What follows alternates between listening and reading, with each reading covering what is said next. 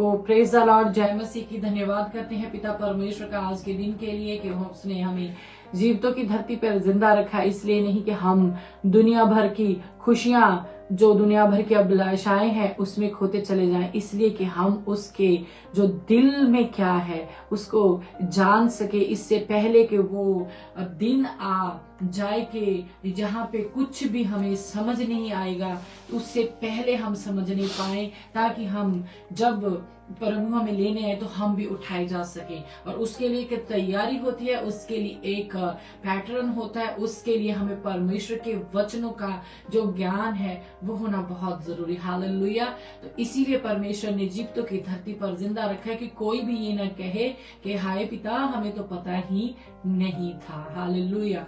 जबकि पिता जानते हैं कि झूठे भविष्यवक्ता उठ खड़े होंगे उस समय से लेके अब जब उठ खड़े हुए हैं, तो कैसे अपने बच्चों को तैयार करना है, कैसे अपने बच्चों से बात करनी है, किस रीति उसने अपने बच्चों को अपने समीप लाना है, और उस परमेश्वर के समीप आने के लिए क्या रिक्वायरमेंट है जो पूरी करनी पड़ती है, उसके लिए पिता परमेश्वर ने हमें आज का दिन दिया है ताकि हम इसको समझ पा सके। हालेलुया। हम दुनिया भर का बोझ सर पे उठा के घूम रहे हैं, लेकिन इस चीज का बोझ हमें बिल्कुल भी नहीं है कि क्या हम उसके राज्य में प्रवेश करने पाएंगे, क्या हम उसके भोज में एंटर हो पाएंगे, क्या हमने अपने वस्त्रों को धो लिया है, क्या हम इस काबिल हो चुके हैं कि वो हमें ऐ पुत्र ऐ पुत्री कह सके, और क्या हम इस लायक हो चुके हैं कि दूल्हा अपनी दुल्हन में हमें गिनता हो। ये किसी को बोझ नहीं। हालेलुया। और दुनिया भर के बोझ लिए हुए हम फिर रहे हैं, और इसी बोझ से हम दबे हुए उसके सामने चले जाते हैं। लेकिन पिता कहता है कि दुनिया का बोझ मुझे नहीं चाहिए। हालेलुया। कहता है मेरा चोला अपने ऊपर ले लीजिए, मेरा जोड़ा हल्का और मेरा जो मैं मन में दीन हूँ। हालेलुया।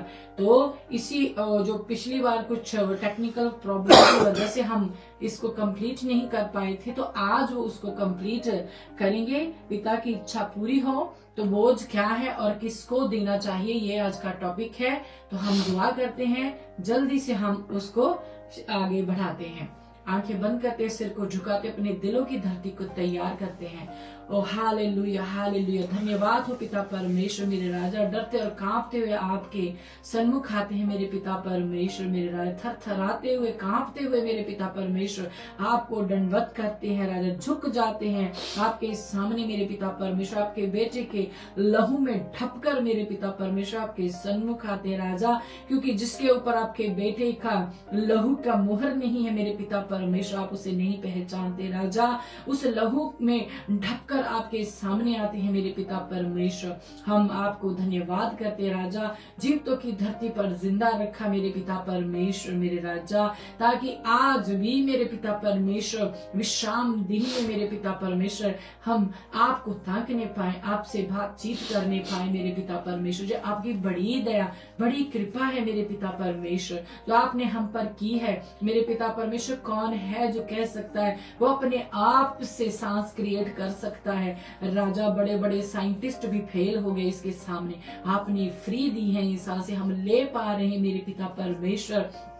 जी आपकी बड़ी दया है मेरे पिता परमेश्वर। वरना जब हम मेरे पिता परमेश्वर देखते हैं हॉस्पिटल में मेरे राजा, उनको जो वेंटिलेटर पे होते हैं मेरे पिता परमेश्वर, जब वो हटाया जाता है पिता परमेश्वर, बेल तो इतना बड़ा बनता ही बनता है मेरे पिता परमेश्वर। ओ मेरे राजा, इंसान की सांसें भी चली जाती है पिता, जिसपे मेरे पिता परमेश्वर आपकी कृपा नहीं है उनके साथ मेरे पिता परमेश्वर। ओ मेरे पिता, आपका प्रेम जिनके ऊपर नहीं है मेरे पिता परमेश्वर, वो अनाज्ञाकारिता की वजह से अपनी जवानी में चले जाते जा रहे हैं मेरे पिता परमेश्वर। आपने हम पे कृपा की है कि हम इन सांसों का सही प्रयोग कर सके मेरे पिता परमेश्वर।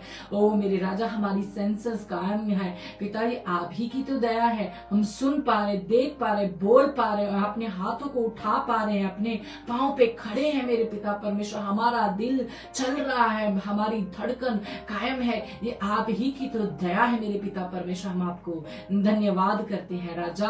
अपने आप को मेरे पिता परमेश्वर इस मीटिंग को जितने देख सुन रहे हैं मेरे पिता परमेश्वर, सबको आपके इकलौते और लाडले पुत्र के लहू में मेरे पिता परमेश्वर ढांप लीजिए राजा। अपने वस्त्र का घेर हमारे ऊपर मेरे पिता परमेश्वर कर दीजिए मेरे राजा। हम आपका धन्यवाद करते हैं पिता परमेश्वर। हमारे दिलों की धरती को तैयार कीजिए मेरे पिता परमेश्वर। जब ये वचन मेरे पिता परमेश्वर बीज के रूप में हमारे दिलों की धरती पे मेरे पिता परमेश्वर डाला जाए, जो 100% फल लाने पाए, और इस फल को मेरे पिता परमेश्वर, इस बीज को कोई दुष्ट की युक्ति चुरा ना सके मेरे पिता परमेश्वर। हम धन्यवाद करते हैं राजा, हम पे अपना कब्जा कर लीजिए, कुछ भी इंसानी बुद्धि से बोला ना जाए पिता, जो कुछ आपकी ओर से है ऐ परम प्यारे पवित्र आत्मा परमेश्वर, हम पे कब्जा कीजिए और हम पे जाहिर कीजिए पिता के दिल में क्या है। हम धन्यवाद करते हैं अब्राहम, इसहाक, याकूब के परमेश्वर, हम आपको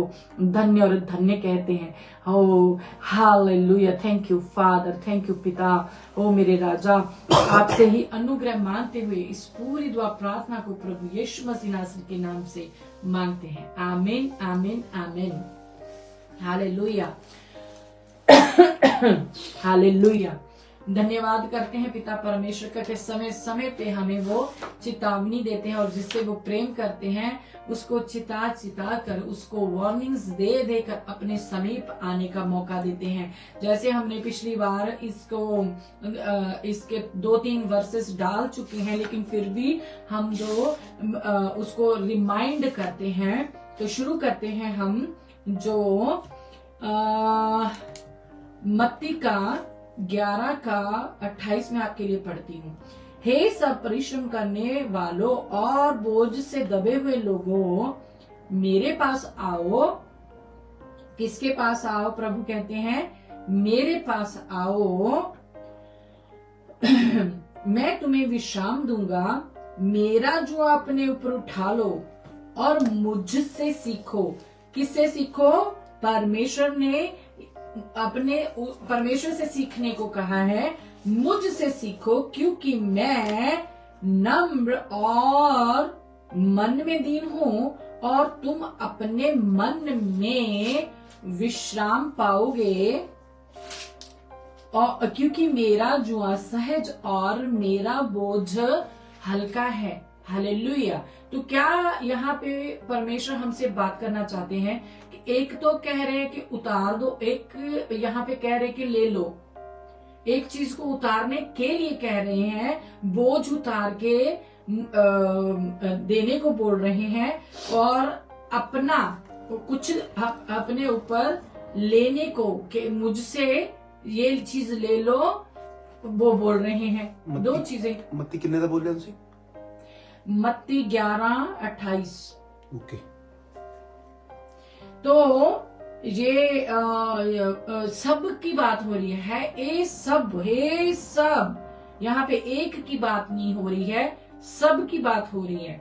और जो मेहनत करते हैं, जो बोझ से दबे हुए हैं, जैसे हम जानते हैं जहाँ पे परमेश्वर किस बोझ की बात कर रहे हैं, हम पिछली बार भी इस पे बोल चुके हैं। तो ये कौन सा बोझ है, हम जाके देखते हैं इसको। यर्मिया मैं आपके लिए पढ़ती हूँ। यर्मिया निकाले जरा, उसका 17 का मैं आपके लिए 19 से पढ़ती हूँ। हालेलुया। तो आप ध्यान से सुनना।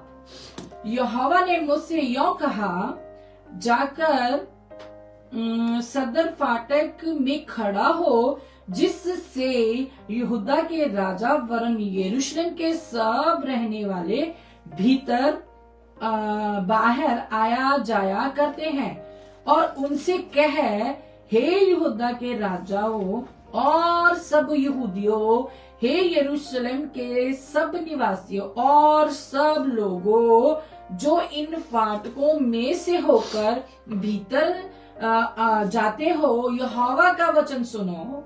किसका वचन सुनो? यहोवा का वचन सुनो। यहोवा यों कहता है। कौन कहता है? यहोवा यों कहता है, सावधान रहो। क्या कहता है? फर्स्ट चीज क्या बोली है? सावधान रहो। यहोवा यो कहता है सावधान रहो विश्राम के दिन। किस दिन? विश्राम के दिन। आज हम कहते हैं कि विश्राम का दिन है। हालेलुया। आज हम इसको विश्राम दिन करके मानते हैं। तो पिता हमसे आज के दिन के लिए क्या कह रहे हैं? हालेलुया।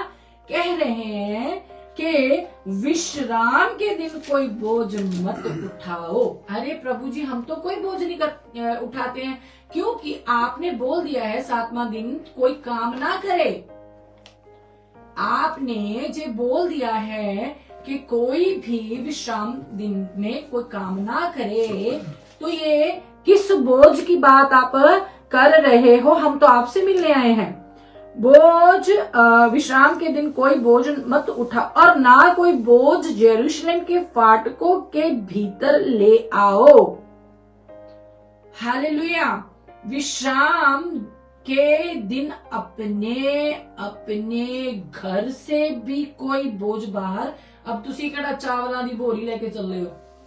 तुसी कौन सा गेहूं की बोरी लेके चल रहे हो? है ना? तो अपने घर से भी कोई बोझ आपके यहाँ पे जहाँ पे हमारी कल्पनाएं रहती हैं, हमारा जो ध्यान लगाना रहता है परमेश्वर की तरफ, जब हम भवन में आते हैं, उसमें कोई बोझ नहीं होना चाहिए। हालेलुया। तो बाहर मत ले आओ और ना किसी रीति का काम काज करो। हम तो पिता भवन में आए हैं, ठीक है? तो भवन में आकर किस काम को ना करने की बात यहाँ पे परमेश्वर कर रहे हैं। हमें एक एक बिंदु टिप्पू जो भी है यहाँ पे उसको ध्यान में रखना होता है। कोई बिंदी घटाई ना बढ़ाई जाए, पिता परमेश्वर का वचन कहता है। हालेलुया। तो कोई काम, किसी रीति का काम जब तुम भवन में आओ तो ना कोई काम काज बोझ बाहर मत ले जाओ और ना किसी रीति का काम काज करो, वरन उस आज्ञा के अनुसार जो मैंने तुम्हारे पुरखाओं को दी थी, विश्राम के दिन को पवित्र माना करो। परंतु उन्होंने ना सुना और ना कान लगाया, परंतु इसके विपरीत हट किया कि न सुने और ताड़ना से भी न माने। हालेलुया। तो ये जो बोझ है, यो प्रभु यीशु मसीह खुद आकर, यहाँ पे पिता परमेश्वर कह रहे हैं, प्रभु यीशु मसीह का ए बोझ के हेठा दबे हुए लोगों, मेरे पास आओ और मुझसे सीखो। हालेलुया। तो क्या सीखना है? कि हमें बोझ नहीं लेके जाना है। घर से ही हम इतना टेंशन करके दिमाग में चलते हैं कि हमें सेवा करनी है, हमें अच्छे से घर से ही। अरे ढोलक बजाने वाले को रहता है बोझ कि कहीं सुर ऊंचा नीचा हो गया तो पास्टर जी पुलपट से डांट देंगे। ड्रम बजाने वाले को बोझ रहता है, कहीं जो स्टिक से वो ड्रम बजाता है इधर उधर बज गया, लग गया सुरताल ऊंचा नीचा तो पुलपट से ही डांट पड़ने वाली है। क्वायर में गाने वाले को जो डर लगा रहता है, कहीं आवाज फट गई, कहीं कुछ मेरा सुर उनके साथ मैच ना किया जो क्वायर में बाकी पर्सन गा रहे हैं, तो पास्टर से उसी वक्त पुलपट से डांट पड़ जाएगी। ये कौन सा बोझ है जो पास्टर का तो आप उठा रहे हो लेकिन पिता का चोला नहीं ले रहे हो। वो तो कहता है कि मेरा चोला पहनो हल्का है। हालेलुया। तो ये क्या है? क्यों पिता हमें अपना बोझ जो है पिता को देने को बोल रहे? क्योंकि वहां पे क्या है, जब दाऊद जी नाच रहे हैं उसको किसी का बोझ नहीं, उसने अपनी पत्नी को कह देता, कहता है तो भी नीचा होके नचागा। हालेलुया। तो उसको ये ख्याल नहीं है कि मैं राजा और मेरी प्रजा मुझको देख रही है, मेरी लुंगी खुलती जा रही है, मेरा जो बागा है वो कहीं गिरा पड़ा है और मैं बेसुर्त होता जा रहा हूं। मेरे को कोई लेना देना नहीं, चाहे गर्मी है ठंडी है, मेरे को कोई लेना देना नहीं। क्यों? क्योंकि मैं वाचा के संदूक के आगे हूं। हालेलुया। क्या जब आप नाचते हो, आप जाके झूमते हो, क्या आपके माइंड में ये रहता क्या आप परमेश्वर के सामने हो? हालेलुया। वो इतनी रिस्पेक्ट उस वाचा के संदूक को दे रहा है जो लाया जा रहा है। आप किसको रिस्पेक्ट दे रहे हो? आपके अंदर एक बोझ है जिसको परमेश्वर कहता उतार के फेंक दो। मैंने पिछली बार भी बोला, अरे वॉलंटियर को यही टेंशन पड़ी रहती है, जाके लीली लीली करना है, किसी ने तो जाके पकड़ना है। वचन पे ध्यान उनका नहीं होता है। फोटोग्राफर को ध्यान होता है कि फोटो खींचनी है। ये बोझ है, ये बोझ है जो बच्चों के ऊपर डाला जा रहा है। हालेलुया। आप एक साइड पे कैमरा रख दो, पीछे रख दो, सब जो कोई कहीं पे गिर रहा है, पढ़ रहा है, अरे पढ़ने दीजिए। हाँ, आप अपने बच्चों को बैठा दीजिए कि बेटा ये आपने वचन सुनना है। आप कहोगे, अब बड़े शाणे बंदे भी हैं, कहेंगे ले ते फिर क्यों है, वॉलंटियर बाद नहीं देख सकते। जो एक समय होता है बीज बोने का, एक समय काटने का, शायद उनके काटने का वो समय जिस समय वो लिली करने वाली दीदी के पीछे खड़े हैं और अच्छे से उस वचन को अच्छे से अपने अंदर नहीं ले पाए। हालेलुया। एक बोझ उनके दिल में, एक क्वेश्चन है जो वो काफी समय से परमेश्वर के सामने रखे हुए हैं और वो दिन उनके छुटकारे का, लेकिन वो वचन उनके पास वो दो धारी तलवार बन के चलने वाला है। वहीं पे दुष्ट ने काम कर दिया, लीली करवा दिया। वो उस वचन से हटके तलवार ना उसको काटे अंदर से, उसके अंदर के शुभ भाव को कट करके बाहर ना फेंक दे, वो लीली वाले के पास चला जाता है। ये है बोझ। कहता मेरे ही भविष्यवक्ताओं ने, मेरे नबियों ने पहाड़ पे ले जाके लूटा है। हालेलुया। आपको जागना होगा, आपको वचन अपने हाथ में लेना होगा, पढ़ना होगा, समझना होगा, खुदा की प्रेजेंस में बैठना होगा। हालेलुया।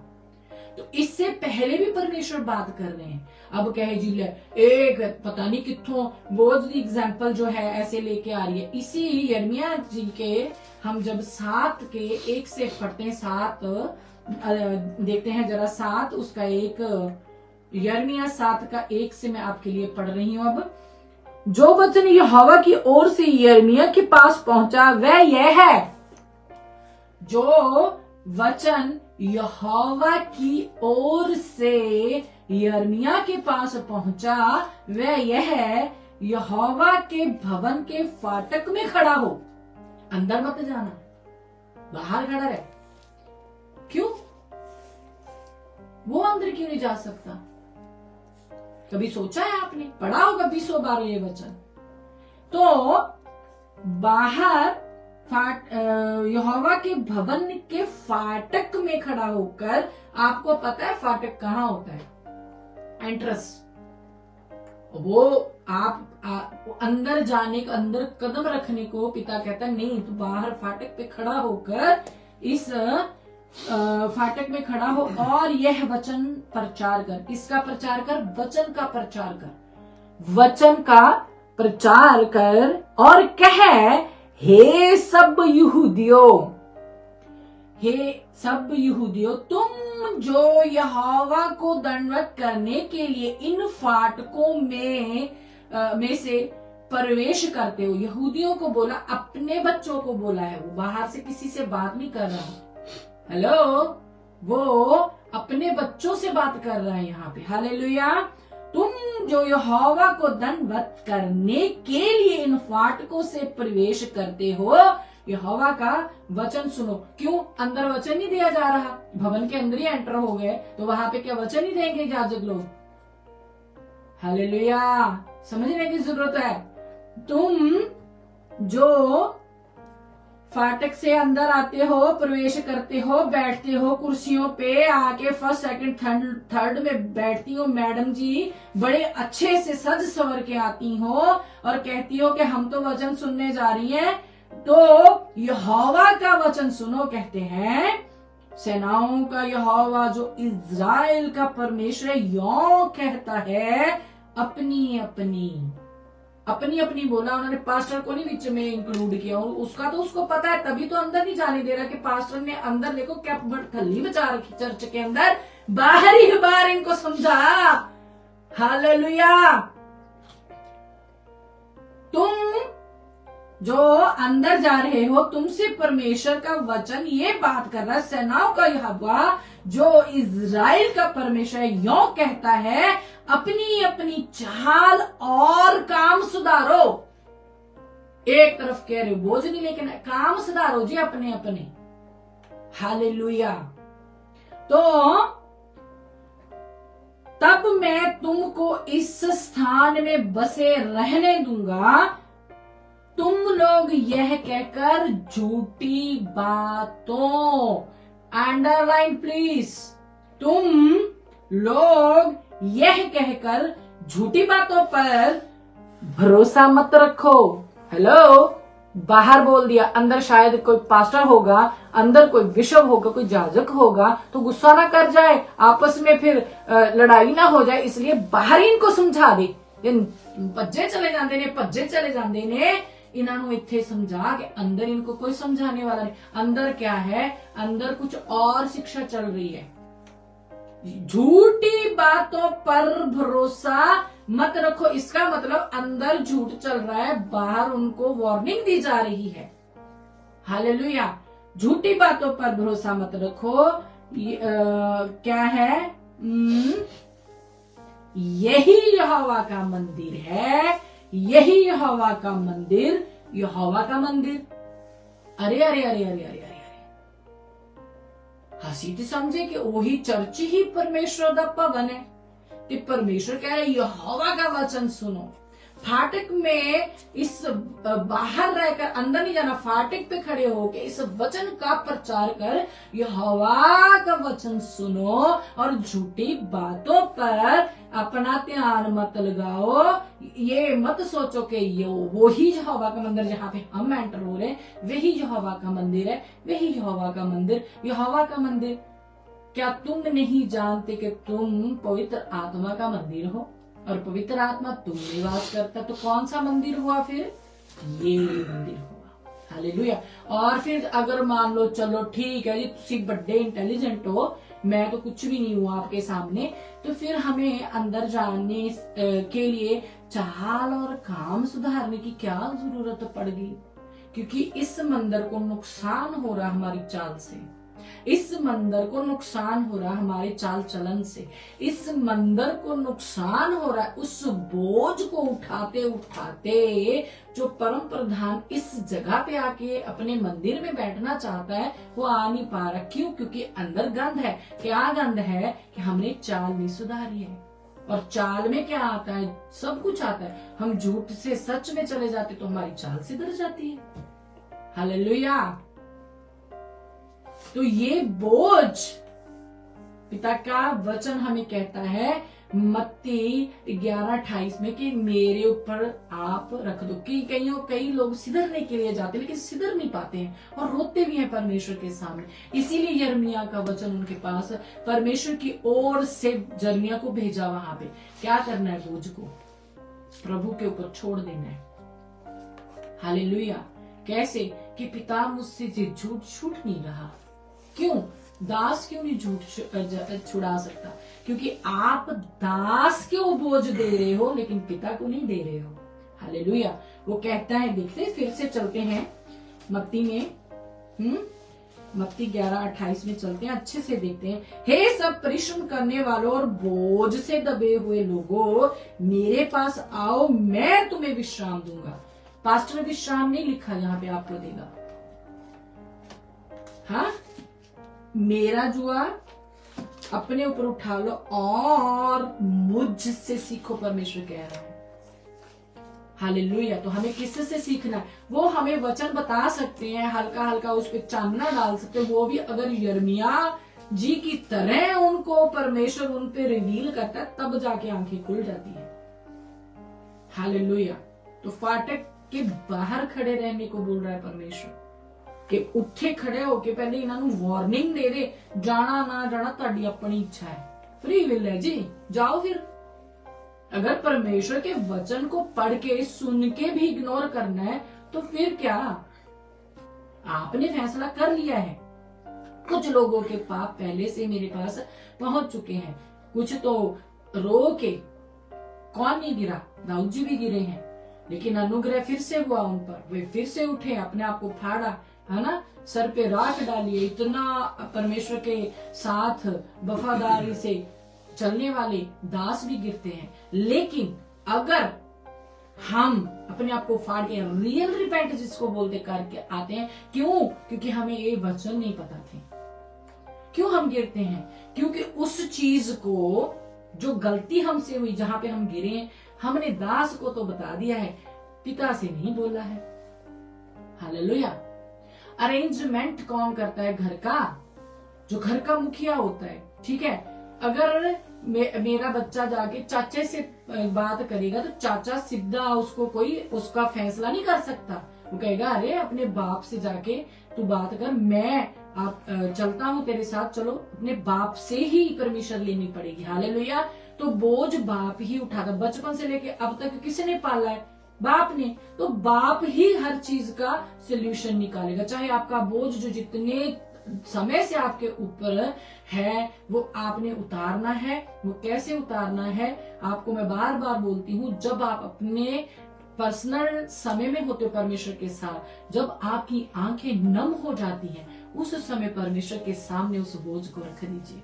पिता, ये बेविचार की आत्मा पीछा नहीं छोड़ रही, मैं गंदा हो गया हूँ पिता, मेरा मन गंदा है, तू कैसे आ सकता है मेरे अंदर? पिता, इस व्यभिचार की आत्मा को अपने हेवन से आगे भेज के साड़ देना।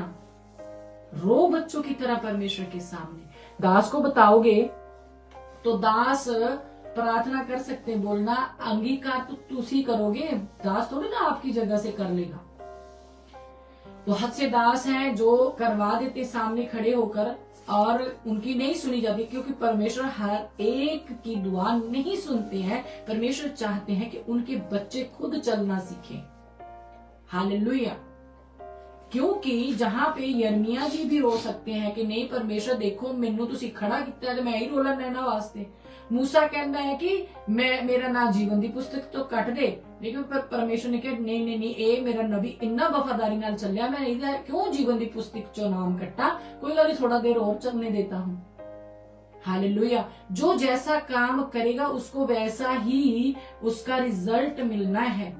हमारे लिए दास सिफारिश नहीं पा सकते। कुछ समय के लिए हमसे वो चीज हट सकती है जो मुसीबत आने वाली होती है, लेकिन आज मूसे जैसा है कौन? मूसा जी जैसा कौन वफादार है? बताओ जरा, जो कहे जाके मेरे जीवन की पुस्तक से नाम काट दे लेकिन इनको छोड़ दे।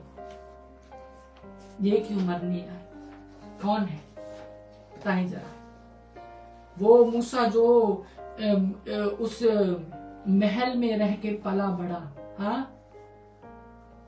फिर उनकी बहन ने उसको लिया, पाला पोसा, बड़ा किया, इतना शाही ठाठ घराने में वो पला बड़ा, है ना, कोई दुख नहीं देखा उसने फिर 40 साल परमेश्वर के साथ इतना चल लिया कि वो राइट रखने लगा कि पिता अगर इनको मारेगा ना तो पहले मेरा नाम जीवन की पुस्तक से काट दे। इतना वफादार था वो। क्या आप जिस नर्सों के सामने बैठते हो वो वफादार हैं? आप कभी चेक कीजिएगा आपकी बातें कहां कहां करते हैं वो। हालेलुया। बजाय इसके कि आप अपना बोझ उनके सामने लाद लाद के रख देते हो ना, तभी आप अभी तक फ्री नहीं हुए हो, तो आप पिता के सामने क्यों नहीं रख देते? वो बाहें खिलारे फैलाए आपके सामने खड़ा है, आप उनको छोड़ के आप दास के पीछे पड़ गए हो। दास का ऑनर करते हैं, आदर करते हैं, वो वचन जितना उनको पता आपको बता देते हैं, लेकिन देना। देखो प्रभु यीशु मसीह कहते हैं कि मैं तो जा रहा हूं, आपके लिए एक सहायक भेजूंगा। वो उनको भी बोल रहे हैं कि वो मुझसे और पिता से लेकर आपको देगा, तो दास कहां से लेकर दे सकते हैं जब पवित्र आत्मा भी उनसे लेकर दे रहे हैं। तो हालेलुया। हमें रोने की जरूरत है, हमें अपने पर्सनल टाइम में पिता के सामने बैठकर रोने की जरूरत है कि हाय पिता, इस चीज से मैं छूट नहीं पा रही हूँ, तेरा अनुग्रह मेरे लिए काफी है। पिता मुझे इस पाप से छुड़ा ले, जो भी आपका पाप है, जो आपके और पिता के अंदर, जो आपकी चाल और चलन को पिता परमेश्वर कह रहा है सिधारो। ये पिता का एक आपको वार्निंग है कि आज भी समय है, आज भी इस बोझ को आप प्रभु यीशु मसीह के पास लाकर रख सकते हो। कितना बोझ आपने अपने पास्टरों को दिया? कभी पिता ने क्या आप 100% छूट चुके हो? आपको प्रभु यीशु मसीह को बताना है, ठीक है? तो और क्या है? हे सब परिश्रम करने वालों और बोझ से दबे हुए लोगों, मेरे पास आओ, मैं तुम्हें विश्राम दूंगा। विश्राम दिन में आ रहे हो, फिर भी बोझ पास साथ ला रहे हो। पिता कहता है कि विश्राम दिन में कोई बोझ नहीं लाना है, और पुत्र कह रहा है तब मैं तुम्हें विश्राम दूंगा। विश्राम दिन में ही विश्राम पाते हो आप। पूरा हफ्ता से हम सोते हैं, रिलैक्स होते हैं, वो उस विश्राम की बात मैं नहीं कर रही हूँ। मैं उस विश्राम की बात कर रही हूँ जो विश्राम दिन में पिता ने हम सबके लिए यहाँ पे हमें स्मरण दिलाया। आज यहोवा ने मुझसे यूं कहा, जाकर सदर के फाटक में खड़ा हो, जिससे यहूदा के राजा वरन यरूशलेम के सब रहने वाले भीतर बाहर आया जाया करते हैं। ये मैं पढ़ रही हूँ यिर्मयाह उसका 17 का 19। बाहर आया जाया करते हैं और उनसे कह, हे यहूदा के राजा और सब यहूदियों, हे यरूशलेम के सब निवासियों और सब लोगों जो इन फाटकों में से होकर भीतर जाते हो, यहोवा का वचन सुनो। यहोवा यूं कहता है, सावधान रहो, विश्राम के दिन कोई बोझ मत उठाओ और ना कोई बोझ यरूशलेम के फाटकों के भीतर ले आओ। विश्राम के दिन अपने अपने घर से भी कोई बोझ बाहर मत ले आओ। अब मैंने मझ तो ले नहीं जानी, अब किसी ने भैंस रखी है तो भैंस थोड़ा लेके जाते हैं अपन खींच खींच के। हाँ, तो काम काज करो, वरन उस आज्ञा के अनुसार जो मैंने तुम्हारे पुरखाओं को दी थी, विश्राम के दिन को पवित्र माना करो। परंतु उन्होंने ना सुना और ना कान लगाया, परंतु इसके विपरीत हट किया और ना सुने और ताड़ना से भी न माने। अब देखो इसका आंसर भवन के अंदर फिर क्या होगा जब हम मानेंगे। आज्ञा माननी है। देखे, परंतु यदि तुम सचमुच मेरी सुनो, क्या होगा? यहोवा की यह वाणी है। भविष्यवाणियां बढ़िया सुनते हो भविष्य वक्ताओं से, ये परमेश्वर की सिद्धि वाणी है। यहोवा की यह वाणी है, और विश्राम के दिन इस नगर के फाटकों के भीतर कोई बोझ ना ले आओ और विश्राम दिन को पवित्र मानो। अरे तुसी मैनू दसो, घरों ही तुसी इन्नी टेंशन दे विच तुरदे हो कि आज अच्छे से परमेश्वर के दास की सेवा हो जाए। परमेश्वर के दास का बोझ है, पिता का बोझ कोई नहीं है। तो वो टेंशन नहीं है कि हाय पिता मैं मरा जाता हूँ तेरे दीदार के लिए, हाय पिता मेरी तैयारी में कौन सी कमी रह गई है, हाय पिता मेरे से कब बात करेगा, हाय पिता मैं कब तेरी आवाज को सुन सकती हूँ। ये तो कोई टेंशन नहीं है। लेकिन दास का बोझ बड़ा है। हाय जरा सा सुर उत्ते नीचे हो गया, हाय अच्छी फोटो ना खींच पाया, हाय अच्छे से फिल्म ना यूट्यूब पे डला, तो क्या होगा? ये बोझ लेके आप जा रहे हो जी। हालेलुया।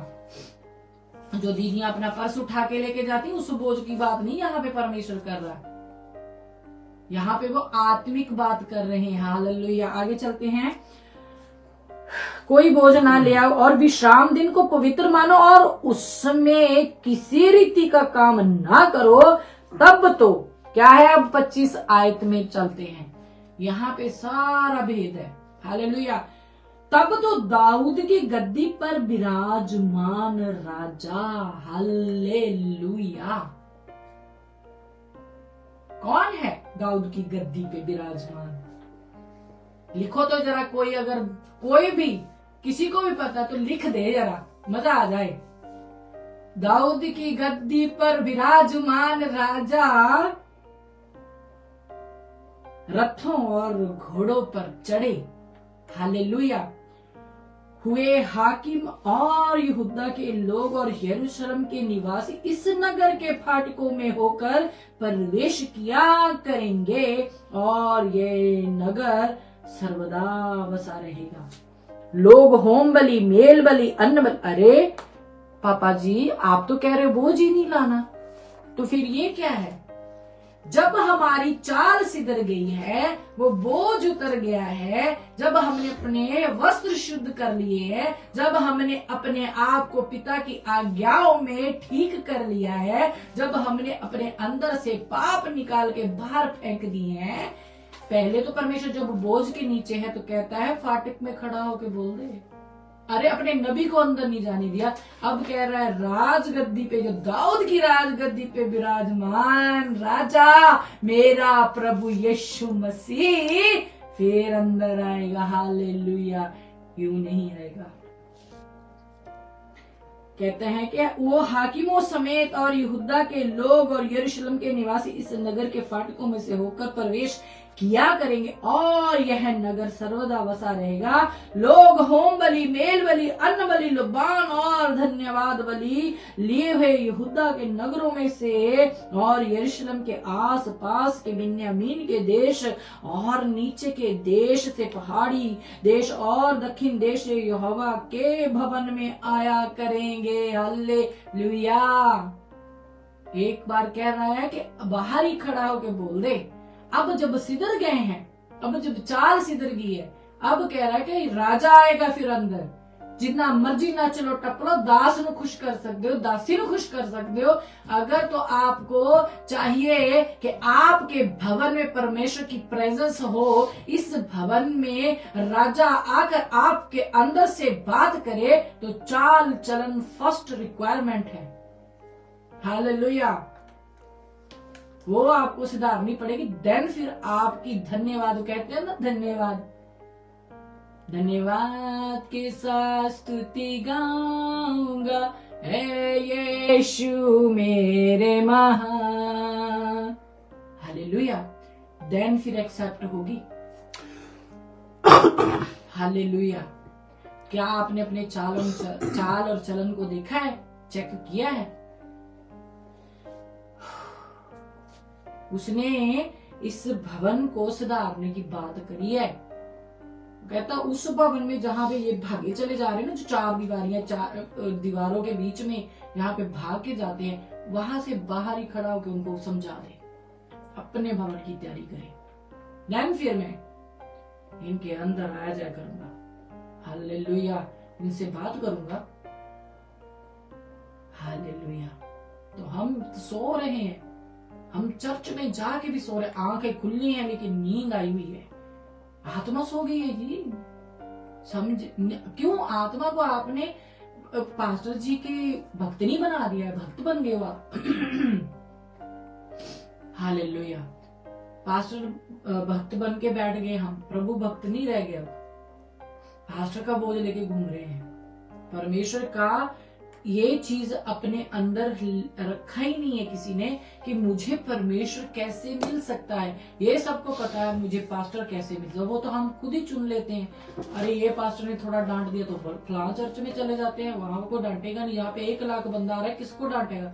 नाम लेके थोड़ा को डांटेगा। यहाँ पे थोड़ा छोटा झुंड है, वहां पे पास्टर को भी पता रहता है कि ये अच्छी से चाल नहीं चलते, वहां पे डांट लग भी जाए तो आप वहां से खिसक जाते हो, क्योंकि आपको अपनी आदतों से प्यार है, परमेश्वर के वचन से प्यार नहीं है। आपको अपने अंदर पल रहे पाप से प्यार है, आपको परमेश्वर की दी हुई हिदायतें, आज्ञाओं से प्यार नहीं है। हालेलुया। ये है, कहता इन सब चीजों को जब आपके समझ में आ जाए तो मेरे पास आओ, मुझे बताओ, मेरे सामने रख दो, ताकि मैं अपना चोला, अपना अभिषेक, अपने नम्रता, अपने फल आपके अंदर डाल दूं। वो हल्के है, बहुत हल्के, इजी है। सबके सबसे प्रेम जब हम करेंगे तो कितना अच्छा लगेगा, हम हल्के हल्के लगेंगे। दिल में चोर होते हुए ऐसे दिल इतना जोर जोर से धक धक करता है कि हाय कभी इधर से ना कोई वो बोल दे, उधर से ना कोई बोल दे। दिल में चोर है, परमेश्वर तो है ही नहीं। फिर वो बोझ परमेश्वर के पास लेके जाओ, उसके अनुग्रह को पहन लो, उसकी आज्ञाओं को पहन लो। वो हल्की है। जिसने ठान लिया कि वो सिधरेगा, जिसने ठान लिया कि वो इस भवन की तैयारी में जुट जाएगा, उससे परमेश्वर बात कर रहा है। कोई तो है, उसने सबको बोल दिया है, लेकिन कोई कोई है जो मानता है। सब नहीं मान रहे, उसने तो सबको बोल दिया है। हालेलुया। आज भी बहुतों ने सुनना है। कहता चुने बुलाए हुए तो बहुत है, चुने हुए कम है। चुने हुए वो होंगे जिनके अंदर ये जो बातें बताई जा रही है सीधी तलवार की तरह उनके अंदर घुस करना, उस नेचर को फाड़ के बाहर निकाल फेंकेगी। हालेलुया। उनके लिए है। हालेलुया। हम धन्यवाद करते पिता परमेश्वर के समय समय पे वो हमें वार्निंग्स के जरिए हमें चिता रहे, प्यार कर रहे, क्योंकि समय निकट है। और दासों को ले लो ले लो ले लो ले लो, आजो आजो आजो आजो, वीजा वीजा वीजा वीजा। इस कब तक चलेगा? जब धरती ही खत्म हो जानी, कनेडा भी खत्म हो जाना, अमेरिका भी खत्म हो जाना, इंडिया भी खत्म हो जाना, धरती नहीं रहनी तो देश कहां से रहेंगे? जिथे मर्जी भज लो। फिर तो जहां पे हो वहां पे रह के भी अनुग्रह पाया जा सकता है। हालेलुया। तो क्यों भागना? तो अगर भागना है तो पिता की ओर भागे। हालेलुया। वो एक परमेश्वरी दास दासी और real man of God, women of God, मैं उनकी बात कर रही हूँ। वो परमेश्वर ने हमें दिए हैं ताड़ना। परमेश्वर की ताड़ना हम तक पहुंचाने के लिए। मैनू बताओ जरा, कौन ताड़ना दे रहा है आज आपको? गिने चुने जो सीधा स्ट्रेट वचन, जैसे परमेश्वर उनको बोलता है बोलने को वैसा बोलते हैं, नहीं तो सब लॉलीपॉप दे रहे हैं। हालेलुया। तो जो बोझ है, क्या आपको कभी ये नहीं लगता जब आप घर में बैठते हो कि मैं सही भी चल रहा हूँ? एक बोझ है, वो परमेश्वर को दो कि परमेश्वर आपने मुझको आवाज दी, आपके अनुग्रह के द्वारा मैं यहाँ पे लाया गया। जब मैं पापी ही था तब आपके पुत्र ने मेरे लिए प्राण दिए। पिता परमेश्वर, मैं अगर सही नहीं हूं तो मुझे वचन से ताड़ना दे, मुझे याद दिला, मुझे स्मरण दिला। अरे परमेश्वर बार बार आपको वचन से बात करता है आपसे। आपको समझ में नहीं आएगा, क्यों? क्योंकि आपको वचन पढ़ने की आदत नहीं है। जैसे जैसे आप वचन को पढ़ोगे, पिता आपके उन क्वेश्चंस को जो आपके अंदर हैं आपको आंसर देके आपके अंदर स्वभाव को फेंक देगा जो आपके में अच्छा नहीं है, अपने नेचर को डालना शुरू कर देता, क्योंकि परमेश्वर का वचन आपके अंदर जाना शुरू हो गया है। और जहाँ पे वचन है वहां पे आजादी है। हालेलुया। वचन बाहर रहेगा तो आजाद कहाँ से होगी? वचन को अंदर लोगे तो आजाद भी हो जाओगे। फिर कैसे दुष्ट आत्मा लिली लिली करेगी अगर आपको वचन आपके अंदर है? हालेलुया। ये हमें भरमा लिया गया है। हालेलुया। वो एक समय तक चलता है, हर रोज नहीं चलता वो लिली लिली वाला प्रोसेस। वो जब उनको निकाल दिया जाता है, हम पे डिपेंडेंट है कि हम उनको आओ आओ बोलते हैं कि नहीं बोलते।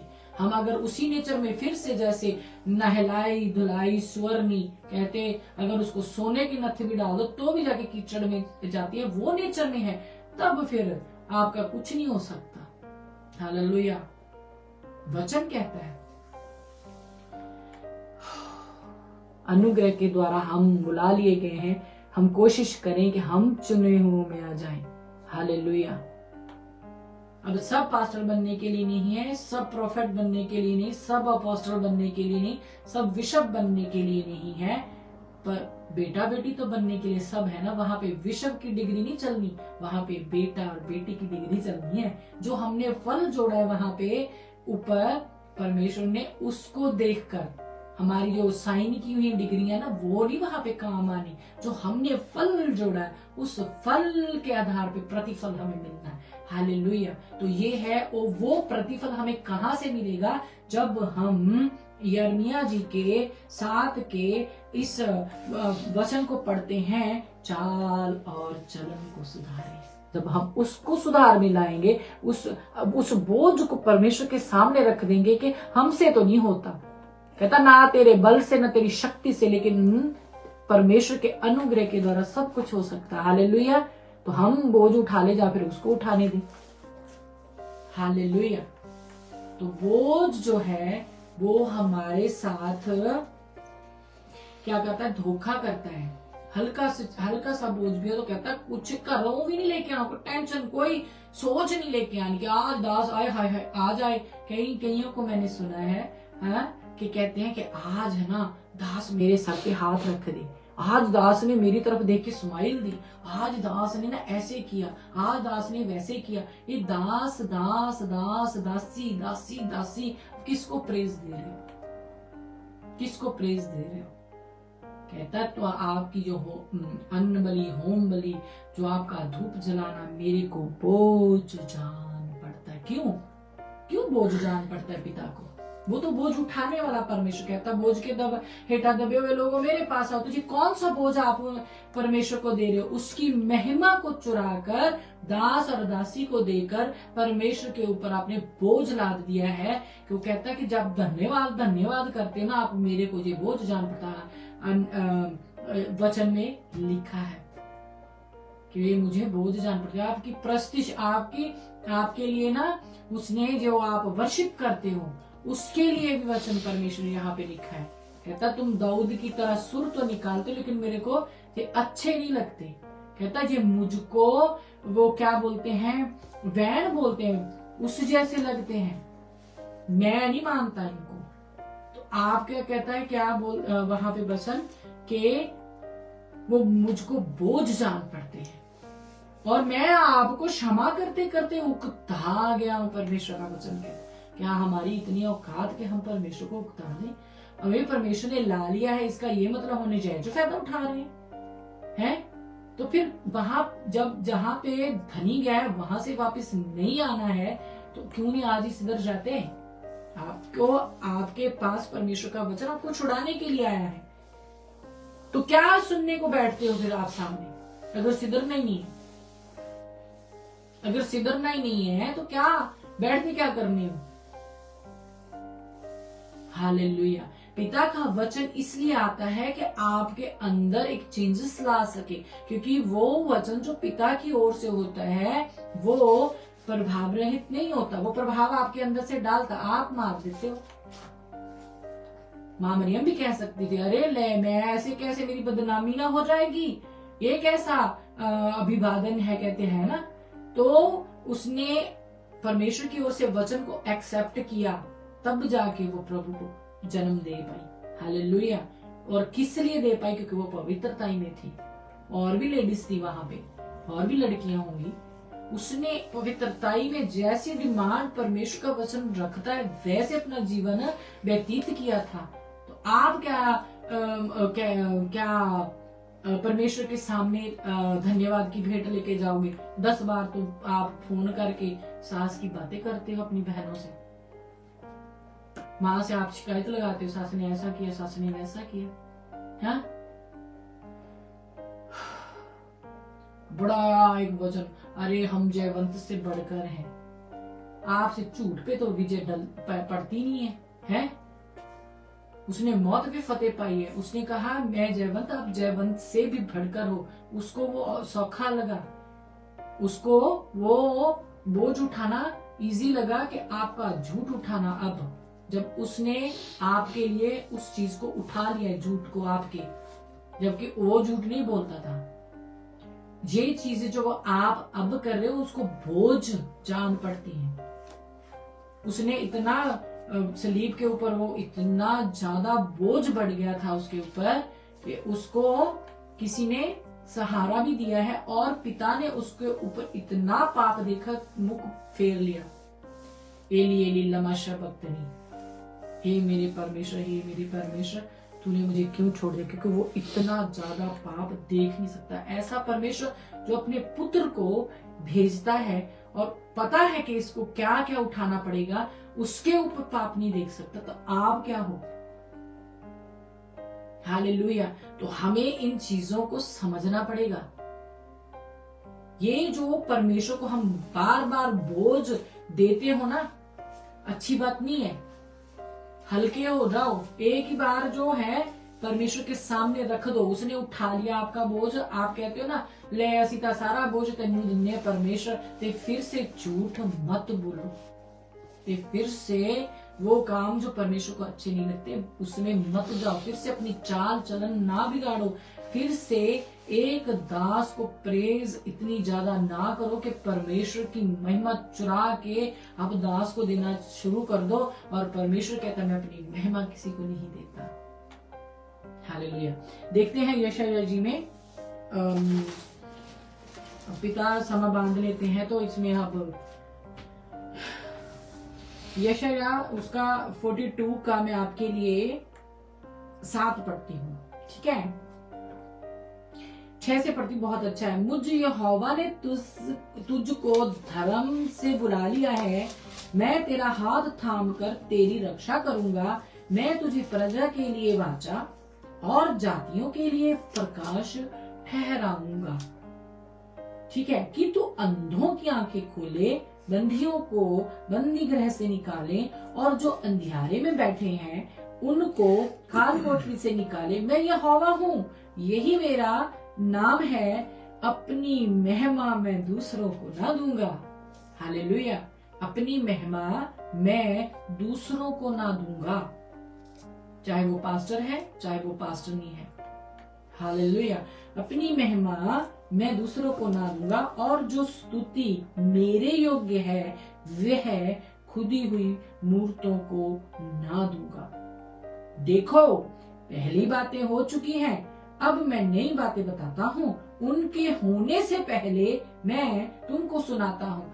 आज जो चल रहा है, परमेश्वर ने देखो कहाँ पे लिखा हुआ है, आज जो चल रहा है, और मैं आपको इसी से रिलेटेड लेके चलती हूँ।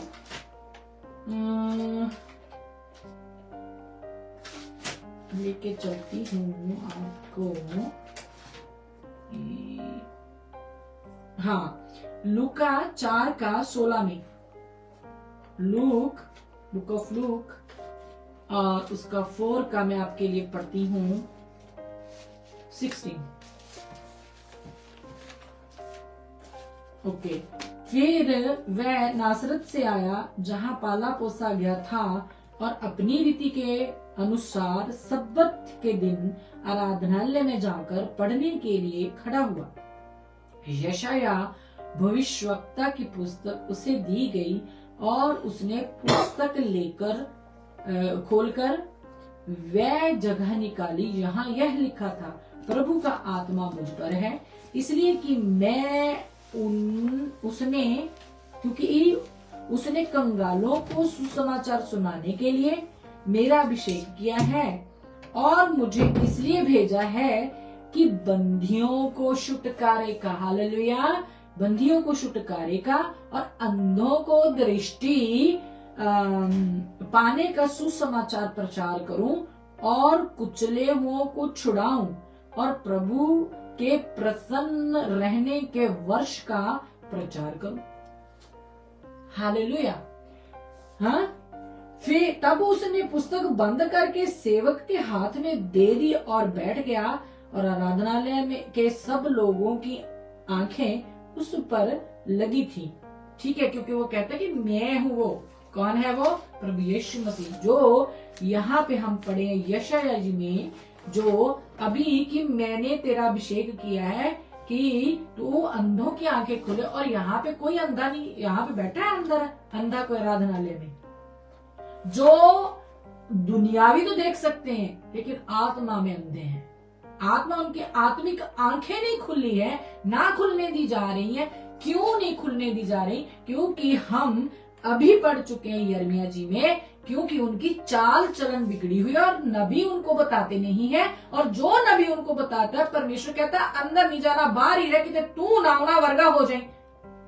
जैसे वो बेतेल का बूढ़ा नबी, उनमें रह रहकर ऐसा नेचर पहन लिया कि परमेश्वर को यहूदा से भेजना पड़ा नबी को।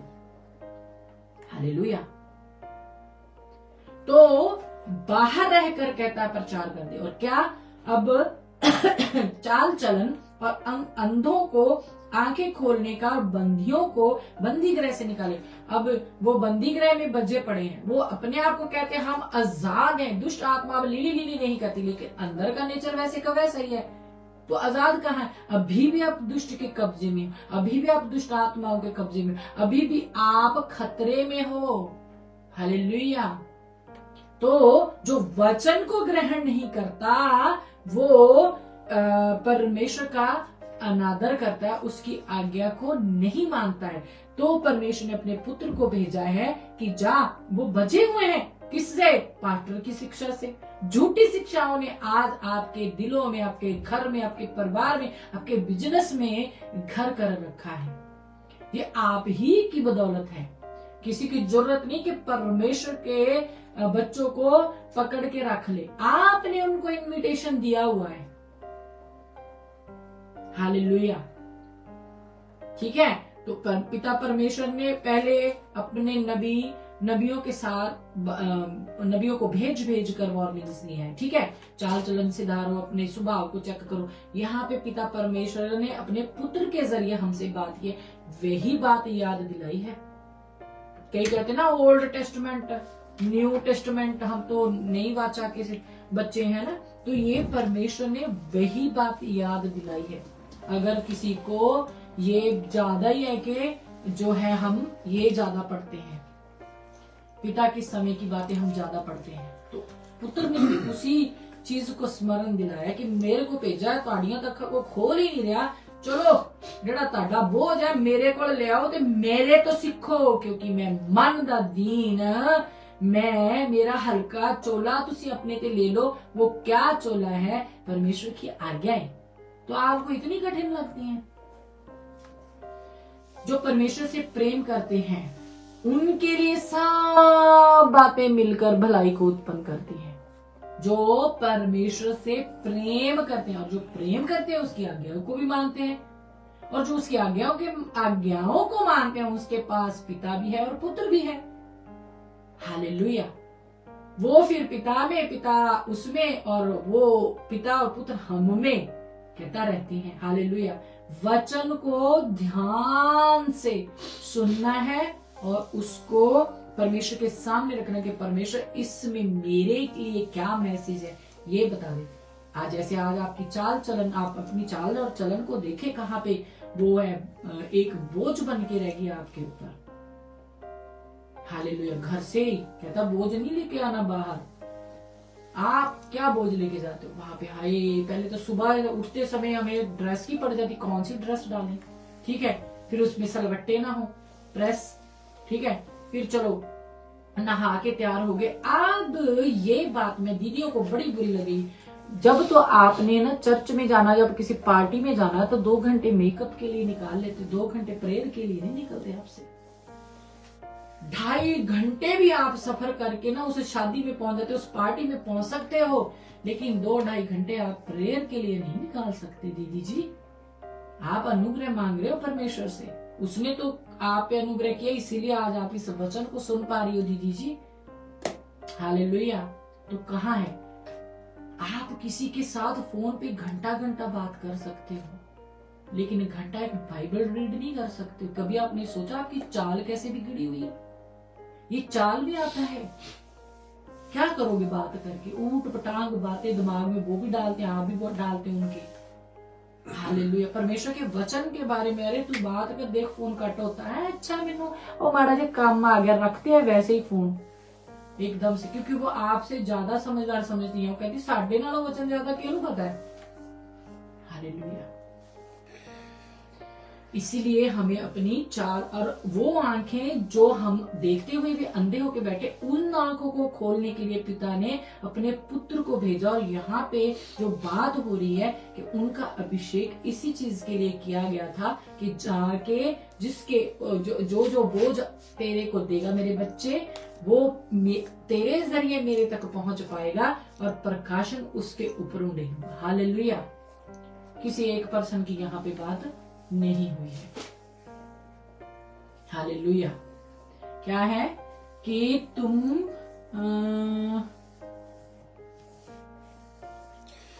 जातियों के लिए मुझे यहोवा ने तुझको धर्म से बुला लिया है। मैं तेरा हाथ थाम कर तेरी रक्षा करूंगा। मैं तुझे प्रजा के लिए वाचा और जातियों के लिए प्रकाश ठहराऊंगा। प्रकाश, किस चीज का प्रकाश? सत्य का, वचन का। सत्य को जानो, सत्य तुम्हें याद करेगा। सत्य कौन? मेरा प्रभु यीशु। उसको ही नहीं जाना तो क्या जाना। अरे पास्टर की तो फेवरेट कलर भी हमें पता है, पास्टर का फेवरेट फूड भी हमें पता है, पास्टर का फेवरेट प्लेस भी हमें पता है, पास्टर का फेवरेट ब्रांड भी हमें पता है। अरे यीशु मसीह की जो आज्ञा है सबको पता है कितनी है इसमें। हालेलुया। ये डांट नहीं रही हूं मैं, ये बता रही हूं आपको कि ये तो हाल हो गए हमारे, तो फायदा क्या है? नरक ही जाना है तो वैसे नाटक क्यों कर रहे हो? फिर क्यों बदनाम कर रहे हो पिता परमेश्वर को भी?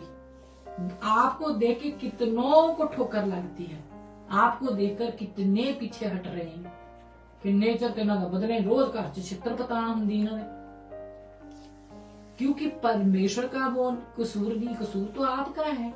आप ही गलत संगति में हो, आप ही गलत जुए में जुटे हुए हो, आप ही अंधेरे के साथ फ्रेंडशिप किए हुए हो, आप ही खुद गड़बड़ी कर रहे हो। तो पिता का थोड़ा कसूर है। आपने अपनी चाल और चलन बिगाड़ दिए, आपने कोई और ही बोझ उठा रखा है। किसी को गर्लफ्रेंड का बोझ, किसी को बॉयफ्रेंड का बोझ।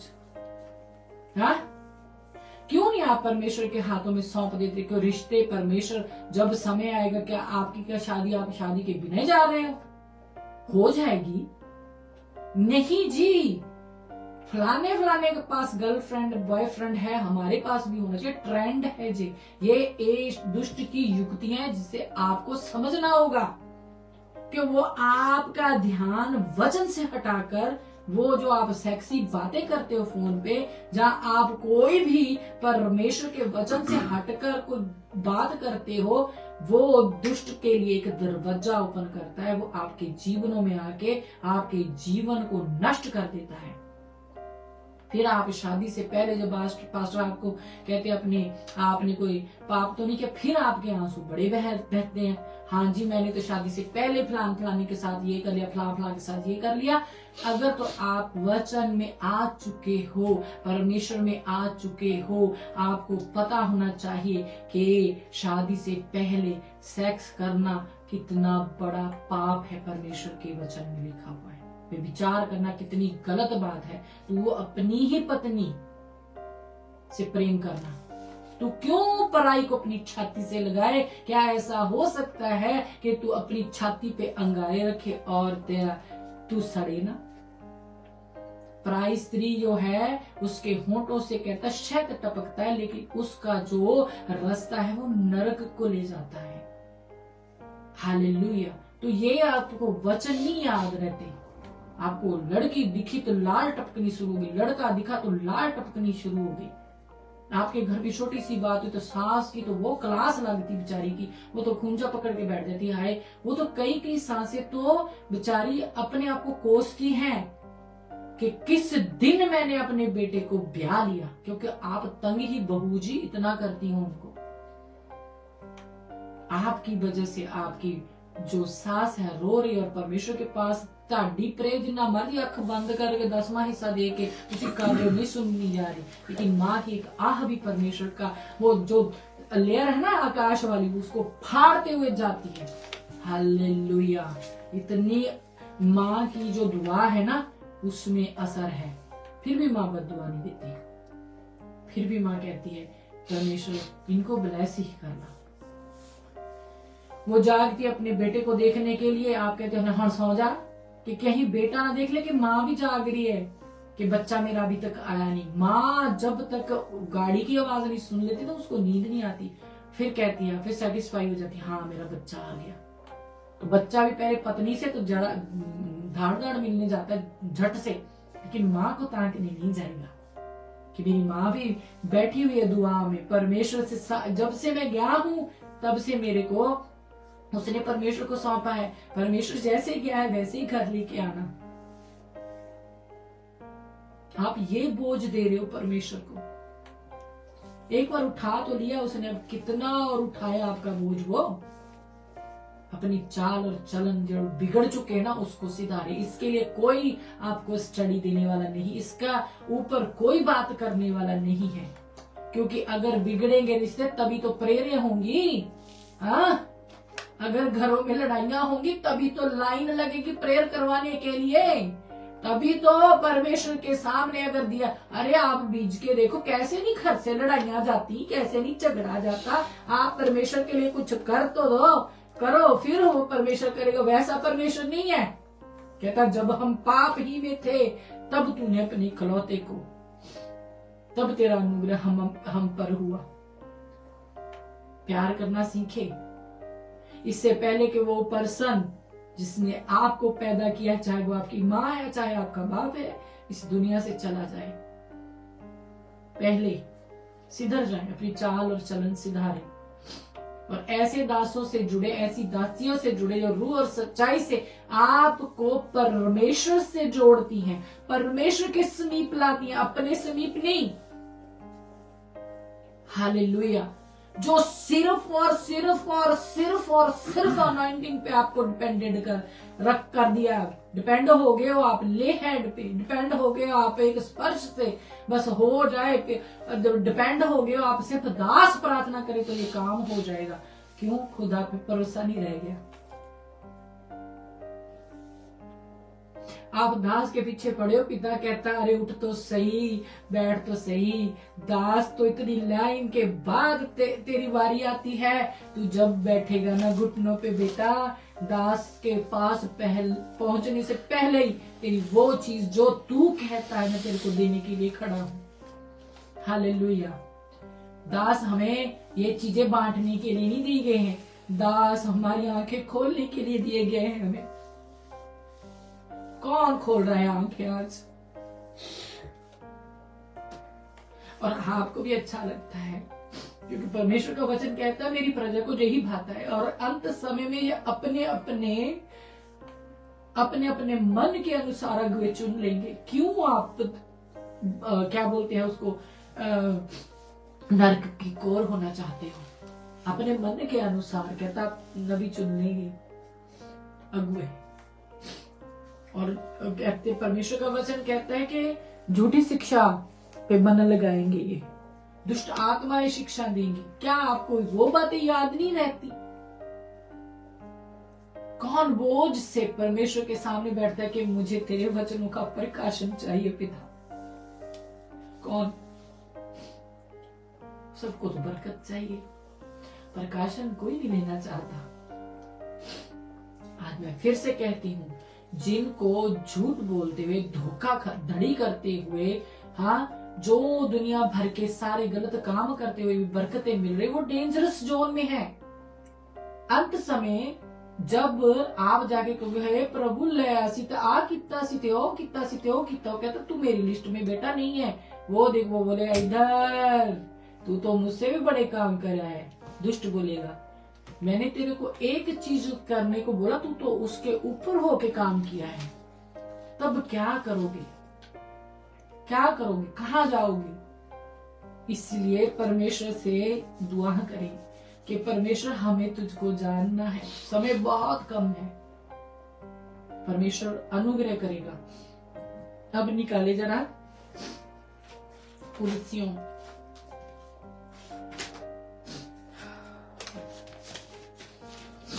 कुर्सियों 3 का मैं आपके लिए 5 पढ़ती हूँ। क्यों पिता ने बोला कि मैं अपनी महिमा है जो वो मूर्तियों को नहीं दूंगा? वो कौन सी मूर्ति? आज तुसी कहोगे ले ए ते ओल्ड टेस्टमेंट दी गल होगी, आज ते मूर्तियां है ही नहीं साढ़े को। तो परमेश्वर इसके बारे में क्या यहाँ पे हमसे बात करना चाहते हैं।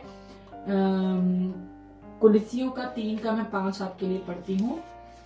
इसलिए अपने उन अंगों को मार डालो जो पृथ्वी पर हैं, अर्थात व्यभिचार, अशुद्धता, दुष्कामना, बुरी लालसा और लोभ को, जो मूर्ति पूजा के बराबर है। किसमें लोभ नहीं है?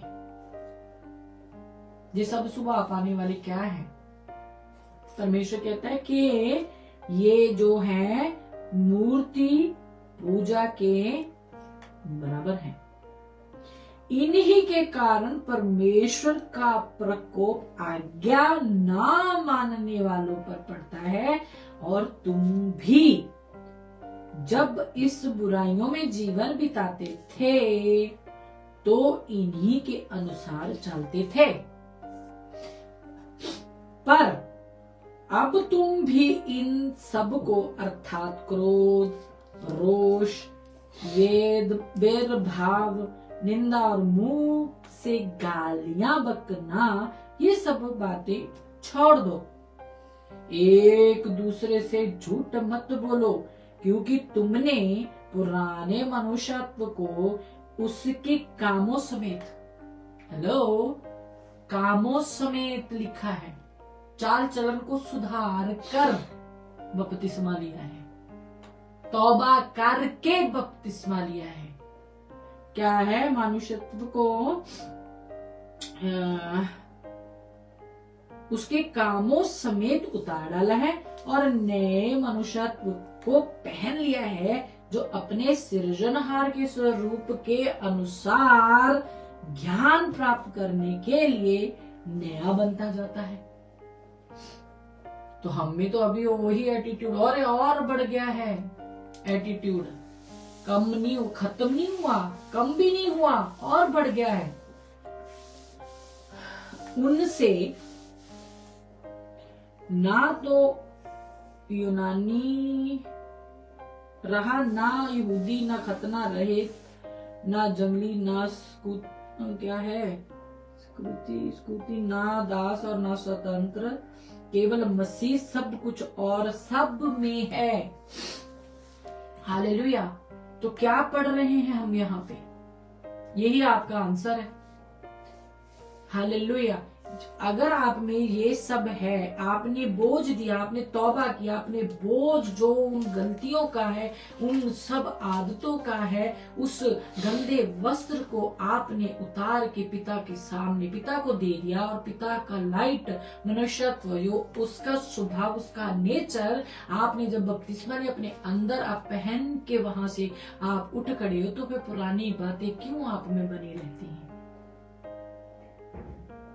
हालेलुया। उनका प्रभाव रहे तो फिर आप परमेश्वर के समीप जाओ, फिर आप परमेश्वर से बात करो, पिता मैंने तो तौबा कर ली थी, लेकिन ये चीज मेरा पीछा नहीं छोड़ रही है, पिता इसको मुझसे दूर कर, अपनी अग्नि को भेज।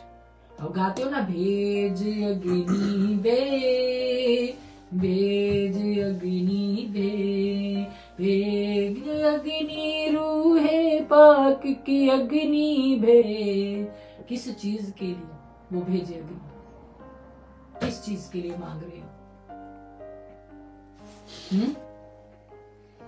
आपने कभी ये, आपने दुआ जब करते होली गोस्ट फायर आप करते हो, आप सीधा जब आप किसी चीज के लिए फायर मांग रहे हो, जब आप किसी चीज के लिए दुआ करवाने जा रहे हो, तो क्या आप परमेश्वर के सामने खड़े होकर नहीं कहते कि परमेश्वर जो फाइल मैंने लगानी है, इस फाइल पे आपका अनुग्रह होने पाए, आपकी इच्छा इस पे पूरी होने पाए, तू मेरे को वीजा दे, तू मेरे को वीजा ना दे तो भी मेरा परमेश्वर है, जो भी योजना होगी आपकी मेरी जिंदगी में काम करे, दुष्ट इस काम से शर्मिंदा हो। बस ये आप प्रेयर नॉर्मल नहीं कर सकते। आपने दास के सामने खड़े होना, उसने ले हैंड करना है, उसने ऑयल लगाना है, आपने लीली करनी है, गिर जाना है, उन्होंने कहा आ ले हाँ तेरा काम हो जाना है। आपको आदत पड़ चुकी है, आपको आदत पड़ चुकी है, और कोई बात नहीं है, आदत लगा लिया आपने। हालेलुया। तो इसके बाद आप किससे आदर चाहते हो ना? ये देखते हैं हम, आप दास का आदर करते हो, ठीक है, आप सब कुछ दास को मानने लगे हो, आपको दास का बोझ पड़ा रहता है, आपको दास ये ना कर दे, दास वो ना कर दे, आपको आपकी डेस्टिनी जो है वहां से भी वो सरकार दिए जा रहा है कि परमेश्वर से डर, तू केवल अपने परमेश्वर, हाय उन पर जो मनुष्य पर भरोसा रखता है उससे डरता है, जहां मनुष्य के कहने से परमेश्वर का भय अपने अंदर रखता है। बाइबल पढ़ा करो अच्छे से, हाय उन पर। अब देखते हैं, निकाले जरा यूहन्ना उसका 4 का, नो आई एम सॉरी, उसका जो है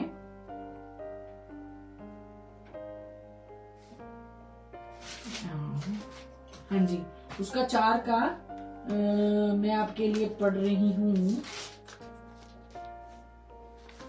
44।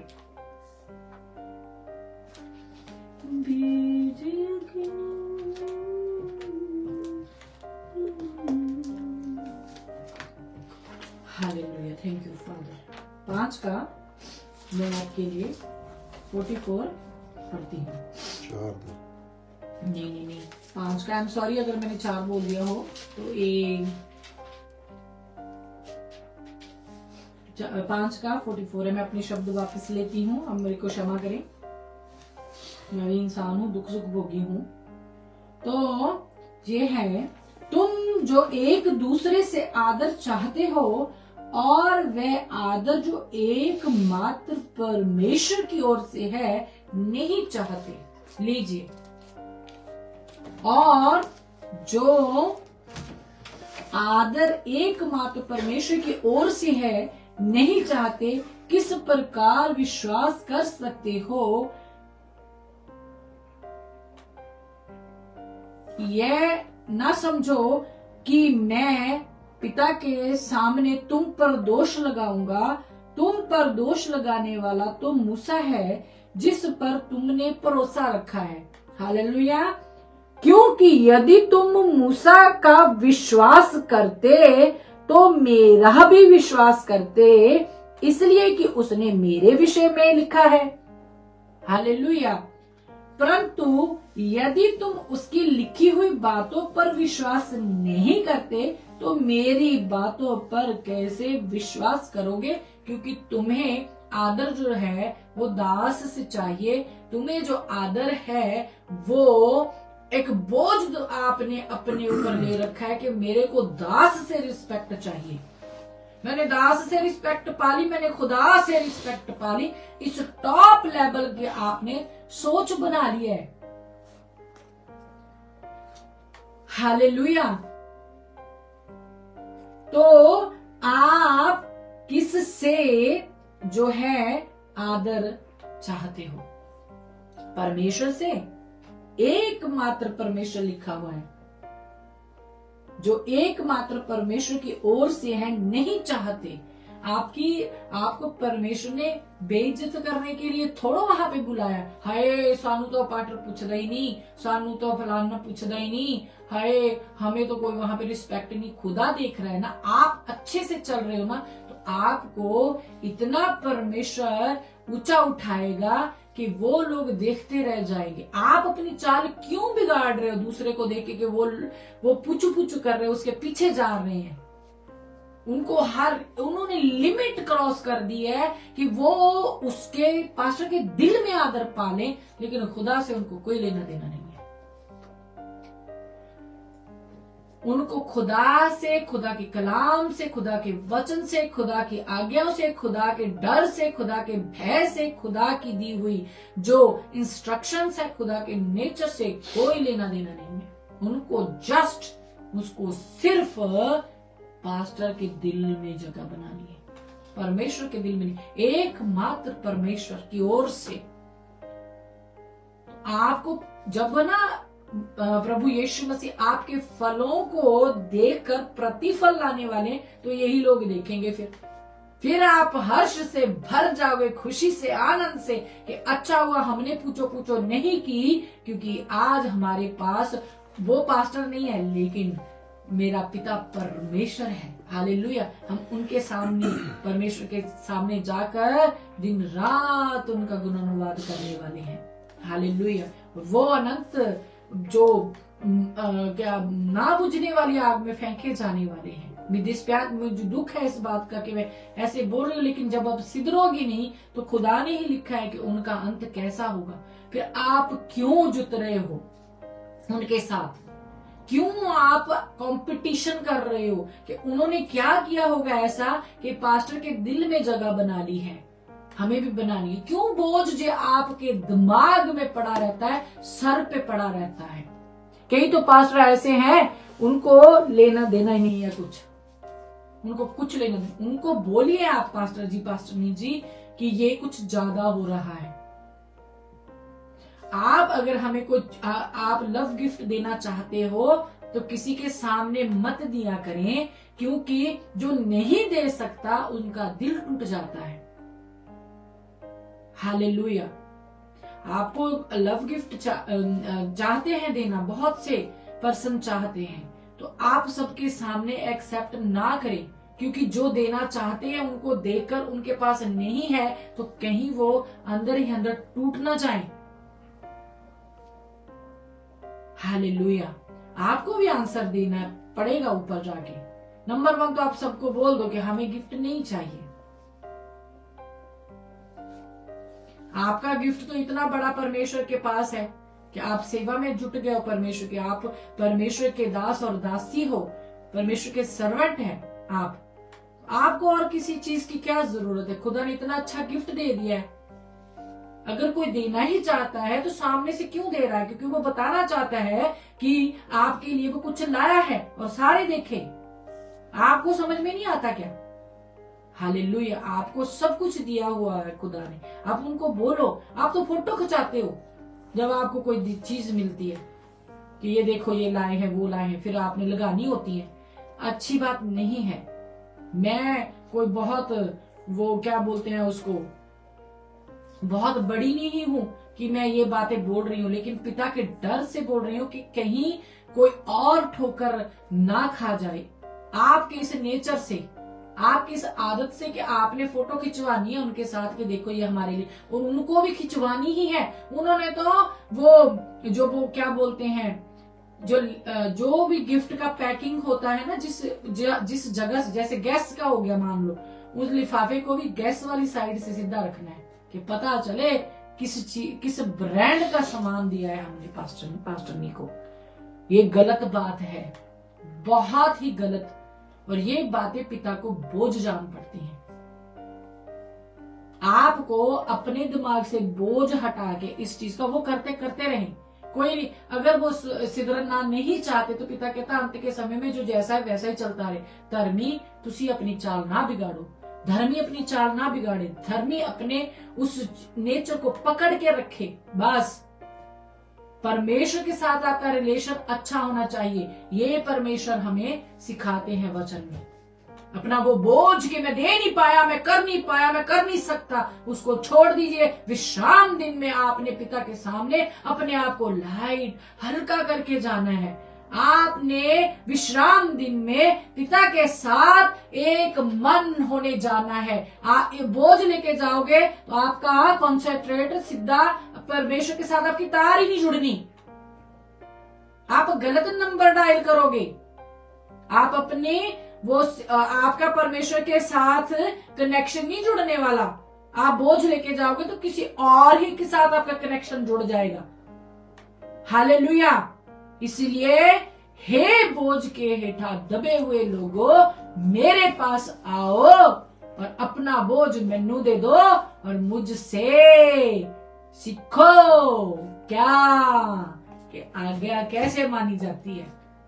मेरा चोला पहनो, क्योंकि उसने आज्ञा को माना है, उसने मौत पे फतेह पाई है, उसका चोला पहन के हम भी अपने पापों पे फतेह पा सकते हैं। उससे अनुग्रह का चोला लेकर हम पिता के सामने खड़े होने के योग्य हो सकते हैं। उसका अनुग्रह का चोला पहन के हम अपनी उन गलतियों को परमेश्वर के सामने रख कर, रो के, आंसू बहाकर, उसका अनुग्रह लेकर उसके समीप जाने के योग्य हो सकते हैं। उसकी आवाज को सुनने के योग्य हो सकते हैं। अपनी चाल और चलन को सुधारने के प्रोसेस में हम एंटर कर सकते हैं। किसी की ओर मत ताके, किसी की ओर मत देखे। एक घर में 5 पर्सन है, पांचों का नेचर अलग अलग है। आप अपने नेचर पर ध्यान दें। हालेलुया।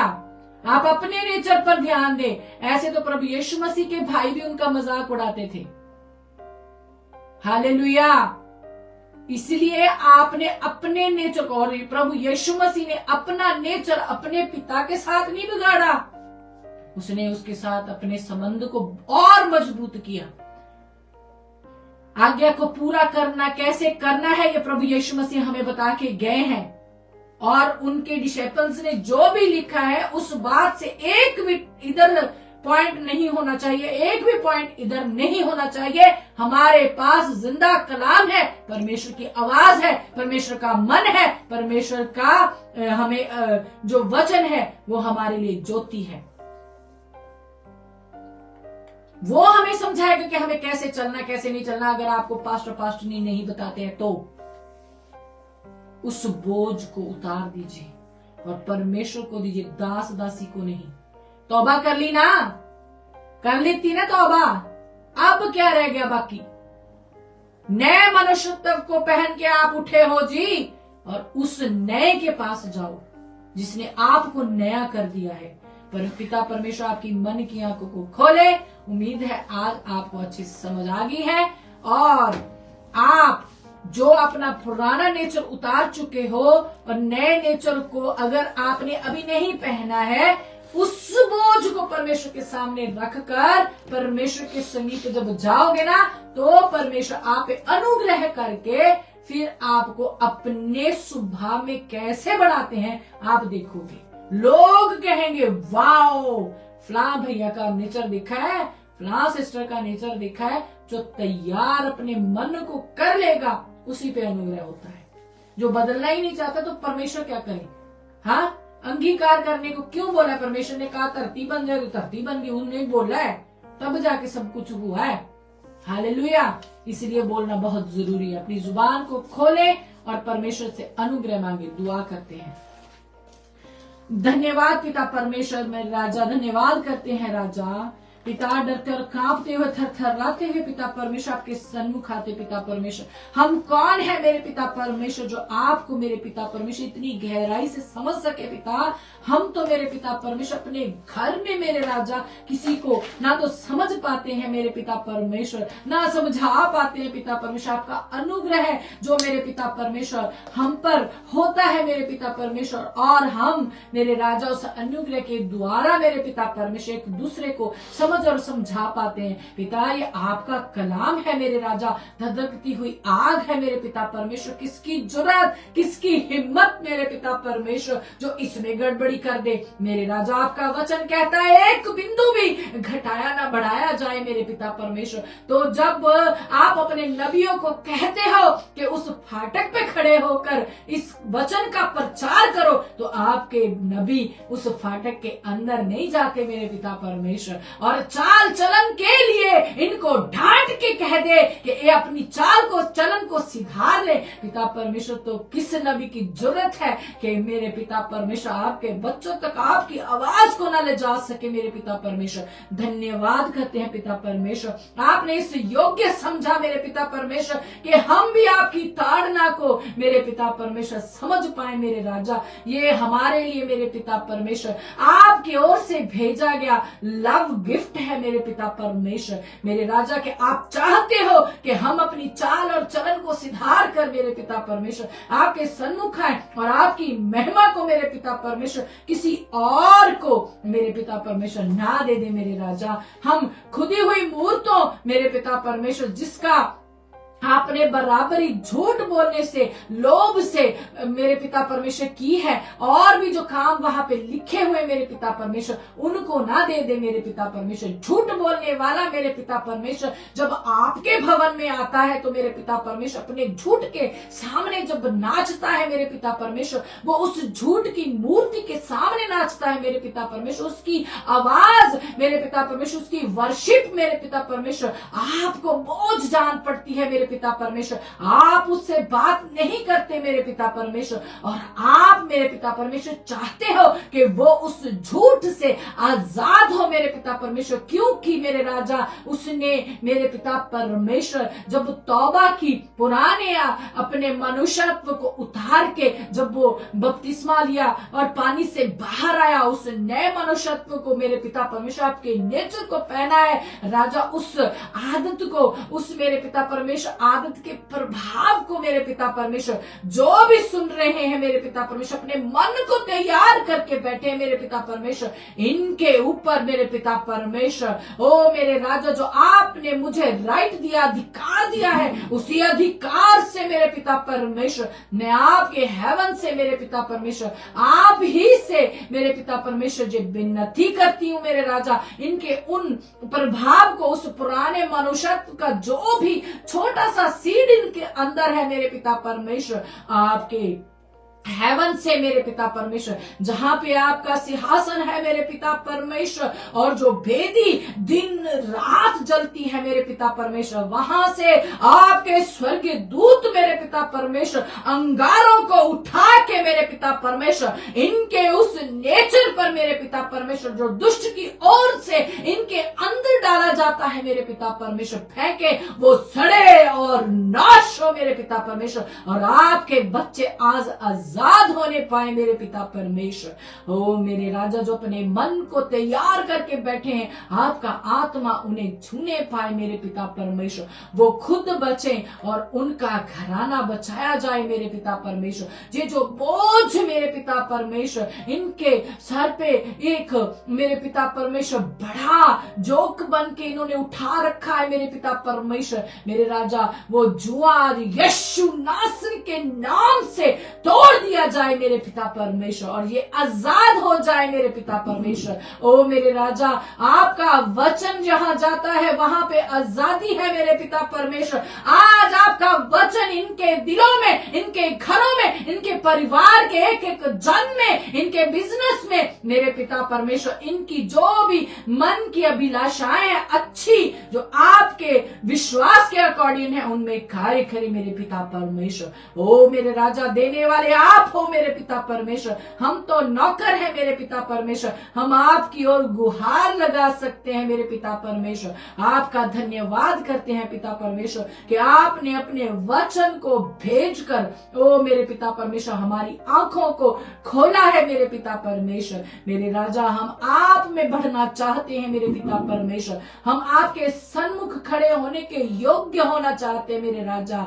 ओ मेरे परमेश्वर, आपकी दया को, आपकी कृपा को मांग लेते हैं मेरे पिता परमेश्वर। तू दया करने वाला परमेश्वर, अपनी दया के प्याले को इनके ऊपर उंडेल दीजिए मेरे पिता परमेश्वर। ओ मेरे राजा, जहां पे इनको मेरे पिता परमेश्वर इनके फेथ के अकॉर्डिंग, इनके चाल चलन के अकॉर्डिंग मेरे पिता परमेश्वर इनको ब्रेक थ्रू चाहिए किसी भी चीज में मेरे पिता परमेश्वर, किसी भी क्षेत्र में मेरे पिता परमेश्वर, आपका मेरे पिता परमेश्वर बड़ा और सीधा हुआ हाथ इन पर आने पाए मेरे पिता परमेश्वर, और इनके बंद रास्ते खुलने पाए in the name of Jesus माई। ओ मेरे पिता परमेश्वर, ओ धन्यवाद हो राजा पिता परमेश्वर। ओ थैंक यू फादर। ओ हालेलुया, हालेलुया, हालेलुया। धन्यवाद हो पिता परमेश्वर। Thank you father, thank you father, thank you father, thank you अब्बा। ओ हालेलुया, हालेलुया, हालेलुया। धन्यवाद हो पिता परमेश्वर, धन्यवाद हो पिता परमेश्वर। कोई प्रभा है, प्रभा, प्रभा, प्रभा। रो रही है अपनी, उसने अभी पेट पे हाथ रखा हुआ है, उसको बच्चा चाहिए। पिता परमेश्वर कहता है कि प्रभा मैं तेरे को बेटी दूंगा और तू उसका नाम रूथ रखना। Hallelujah, thank you father, thank you father, hallelujah, hallelujah, धन्यवाद हो पिता परमेश्वर। ओ हालेलुया, थैंक यू फादर। प्रभा तेरे को अपने नेचर को परमेश्वर के नेचर में बदलना होगा, अपनी आदतों को छोड़ के, ओ यस यस यस, हालेलुया, अपनी आदतों को छोड़ के पिता से ये हर रोज ये विनती करनी होगी कि पिता उस प्रभाव को, जो मेरा पुराना नेचर था, उस प्रभाव को भी मेरे अंदर से खत्म कर दे। तो पिता आपको आशीष और बरकत देगा, आपको एक प्यारी सी बेटी के साथ परमेश्वर ब्लेस करेंगे। उसका नाम याद रखना, अपने रूथ रखना। हालेलुया, ओ धन्यवाद हो पिता परमेश्वर, धन्यवाद हो पिता परमेश्वर। Thank you father, thank you father, thank you father, thank you father. कोई काला नाम का कोई व्यक्ति मुझे देख रहा है जिसके पाँव में प्रॉब्लम है, कोई काला नाम का व्यक्ति है, मुझे नहीं पता कहाँ से देख रहा है। काला जैसे नाम नहीं रख लेते हो काले, तो उसको पाँव में प्रॉब्लम है और पिता परमेश्वर उसके इस प्रॉब्लम को, इसके आंसुओं को देख चुका है और परमेश्वर का आत्मा उसे इसी वक्त छू रहा। Hallelujah, thank you father, thank you अब्बा, थैंक यू डैडी। धन्यवाद हो पिता परमेश्वर, धन्यवाद हो पिता परमेश्वर। ओ yes Lord Jesus, hallelujah, hallelujah, hallelujah. जितने भी लोग आंसू बहा रहे हैं, जितने भी लोग आंसू बहाएंगे, परमेश्वर ने अपने हाथ को उनके आंसुओं के नीचे कर लिया है। हालेलुया, मैं देख पा रही हूँ पिता परमेश्वर के उस बड़े हाथ को कि आपके आंसू उसमें गिर रहे हैं। Hallelujah, hallelujah. टूटे मन से बहाया हुआ आंसू पिता परमेश्वर जाया नहीं जान देता। मगरमच्छ के आंसू की बात मैं नहीं कर रही हूँ। Hallelujah, thank you father, thank you अब्बा, थैंक यू डैडी। धन्यवाद हो पिता परमेश्वर, धन्यवाद हो पिता परमेश्वर। Thank you father, thank you अब्बा, थैंक यू डैडी। ओ हालेलुया, हालेलुया, हालेलुया, हालेलुया। धन्यवाद हो पिता परमेश्वर, धन्यवाद हो पिता परमेश्वर। ओ हालेलुया। किसी का परमेश्वर के सामने काफी टाइम से दुआ रखी हुई है उसने कि उसको एक गाड़ी से परमेश्वर ब्लेस करे। वो गाड़ी वो सबसे पहले परमेश्वर के कामों में वो लगाएगा वो पर्सन, और परमेश्वर उसको गाड़ी से भी ब्लेस करने जा रहा है क्योंकि उसकी दुआ परमेश्वर के पास पहुंची है, किसी और के पास नहीं। हालेलुया, धन्यवाद हो पिता परमेश्वर, धन्यवाद, क्योंकि उसने परमेश्वर के राज्य में उस गाड़ी को लगाने के लिए अपना मन बनाया है, इसलिए उसको वो गाड़ी मिल रही है। हालेलुया, धन्यवाद हो पिता परमेश्वर। Thank you father, thank you अब्बा, थैंक यू डैडी। धन्यवाद हो पिता परमेश्वर, थैंक यू फादर। ओ होली होली होली, पवित्र पवित्र पवित्र सेनाओं के यहोवा, धन्यवाद करते हैं पिता परमेश्वर। ओ thank you daddy, thank you अब्बा, thank you father. Hallelujah, hallelujah, hallelujah, hallelujah. एक पास्टर देख रही हूं मैं, एक पास्टर इस वक्त देख रहा है, इसी वक्त वो देख रहा है। कोई पास्टर है, उसको पता है कि वो क्या कर रहा है। हालेलुया। उसके रिलेशन है बाहर, शादी के बाद उसके रिलेशन है, एक लड़की के साथ नहीं, उसको 2 लड़कियों के साथ उसके गलत रिलेशन है। वो पास्टर का नाम परमेश्वर जाहिर नहीं करना चाहते, वो पास्टर खुद जानता है कि वो 2 लड़कियों के साथ रिलेशन में है। पिता परमेश्वर का सोटा ऐसा पड़ेगा कि तू उठ नहीं सकेगा। तौबा कर ले, तौबा कर ले। ओ हालेलुया, हालेलुया। धन्यवाद हो पिता परमेश्वर। Thank you father, thank you अब्बा, thank you daddy, thank you father, thank you अब्बा। Oh hallelujah, glory, glory, glory, glory, glory. Thank you Father, thank you Abba, thank you Daddy. धन्यवाद पिता परमेश्वर, धन्यवाद पिता परमेश्वर, धन्यवाद पिता परमेश्वर। Oh hallelujah, hallelujah, hallelujah, hallelujah. एक बच्चे को मैं देख रही हूँ रो रहा है और उसको वो एक इंस्ट्रूमेंट की मांग कर रहा है, वो हारमोनियम चाह रहा है, हारमोनियम मांग रहा है वो बच्चा, और उसकी माँ हाथ जोड़ के रो रही है और परमेश्वर से कह रही है कि मैं कहाँ से इसको हारमोनियम लेके दूं। तो पिता परमेश्वर आपके घर में किसी व्यक्ति को भेजेंगे जो आप ही वो हेल्प करेंगे, उस बच्चे को आप उसका जो परमेश्वर के लिए वो वर्शिप करने के लिए वो हारमोनियम मांग रहा है वो आपका अरेंज करेगा। हालेलुया, धन्यवाद हो पिता परमेश्वर।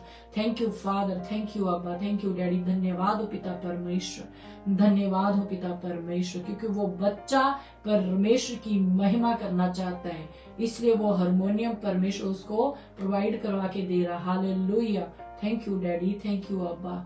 धन्यवाद हो पिता परमेश्वर, थैंक यू अब्बा, thank you daddy, oh thank you father.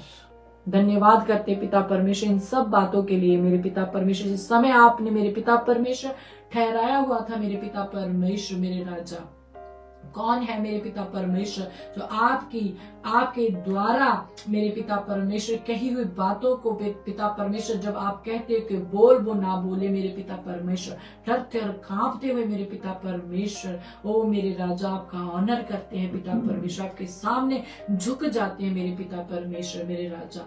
धन्यवाद करते हैं मेरे पिता परमेश्वर, मेरे राजा, इन सब की लाइफ के लिए मेरे पिता परमेश्वर। आपके बड़े और सीधे हुए हाथों में इन परिवारों को जो देख रहे, जो आगे देखे, संभाल लेना मेरे पिता परमेश्वर। ओ मेरे राजा, आपके वस्त्र का घेर मेरे पिता परमेश्वर इनके ऊपर फैला दीजिएगा मेरे पिता परमेश्वर, मेरे राजा। राजा, अपने परिवार के बच्चों को भी मेरे पिता परमेश्वर, परिवार को भी आप ही के बड़े और सीधे हुए हाथों में सौंपती हूँ मेरे पिता परमेश्वर। आज आपकी बेटी का बर्थडे है मेरे पिता परमेश्वर, अपनी बेटी को ब्लेस कीजिएगा मेरे पिता परमेश्वर, उसकी आत्मिक आंखें खुलने पाए मेरे पिता परमेश्वर, वो आंच आंच करके आप में बढ़ने पाए मेरे पिता परमेश्वर, वो स्मरण करे मेरे पिता परमेश्वर कि उसने भी पुराना मनुष्यत्व उतार दिया है, आपको पहना है मेरे पिता परमेश्वर। आप जिस कॉलिंग में मेरे पिता परमेश्वर उसको मेरे पेट से चुने हो मेरे पिता परमेश्वर, वो उस तक पहुंचने पाए मेरे पिता परमेश्वर। जो प्रॉमिस मेरे पिता परमेश्वर आपने उसके लिए मेरे पिता परमेश्वर किए हुए बताए हुए मेरे पिता परमेश्वर अपने नबियों के जरिए मेरे पिता परमेश्वर उसकी जिंदगी में मेरे पिता परमेश्वर एंटर होने पाए मेरे पिता परमेश्वर, मेरे राजा। वो आपके मेरे पिता परमेश्वर, हाँ, आपके राज्य के लिए मेरे पिता परमेश्वर बहुतों को फिर लाने के लिए मेरे पिता परमेश्वर तैयार हो पाए मेरे पिता परमेश्वर। दुष्ट की कोई भी चाल मेरे पिता परमेश्वर उसके फ्यूचर को टच ना कर सके, उसकी कॉलिंग को टच ना कर सके मेरे पिता परमेश्वर, मेरे राजा।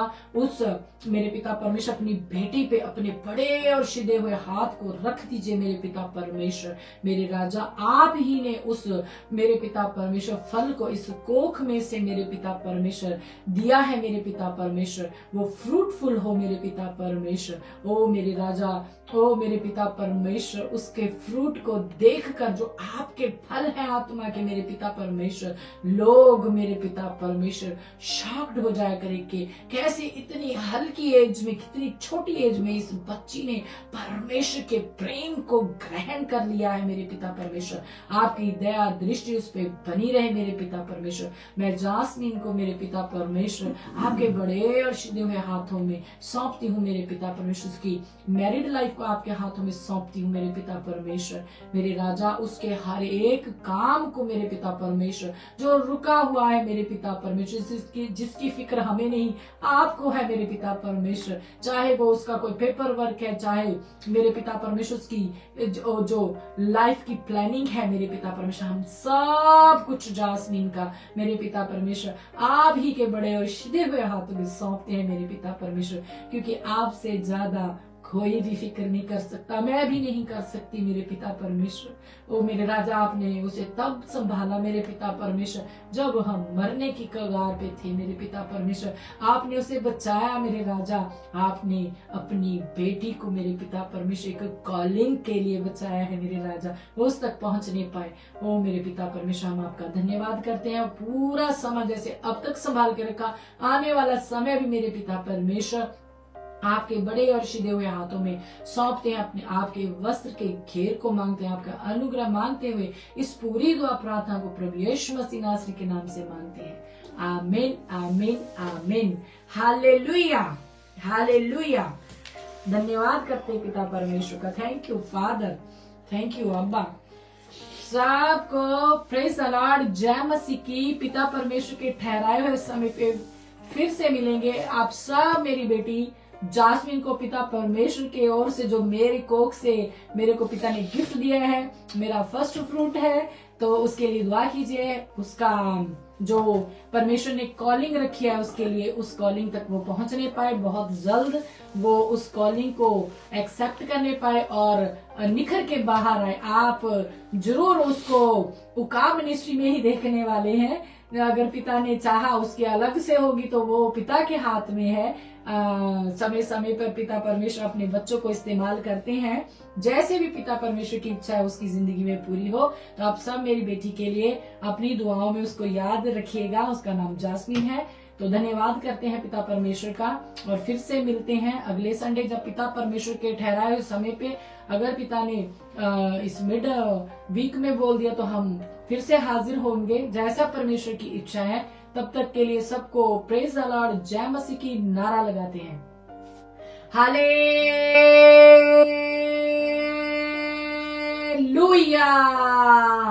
हालेलुया।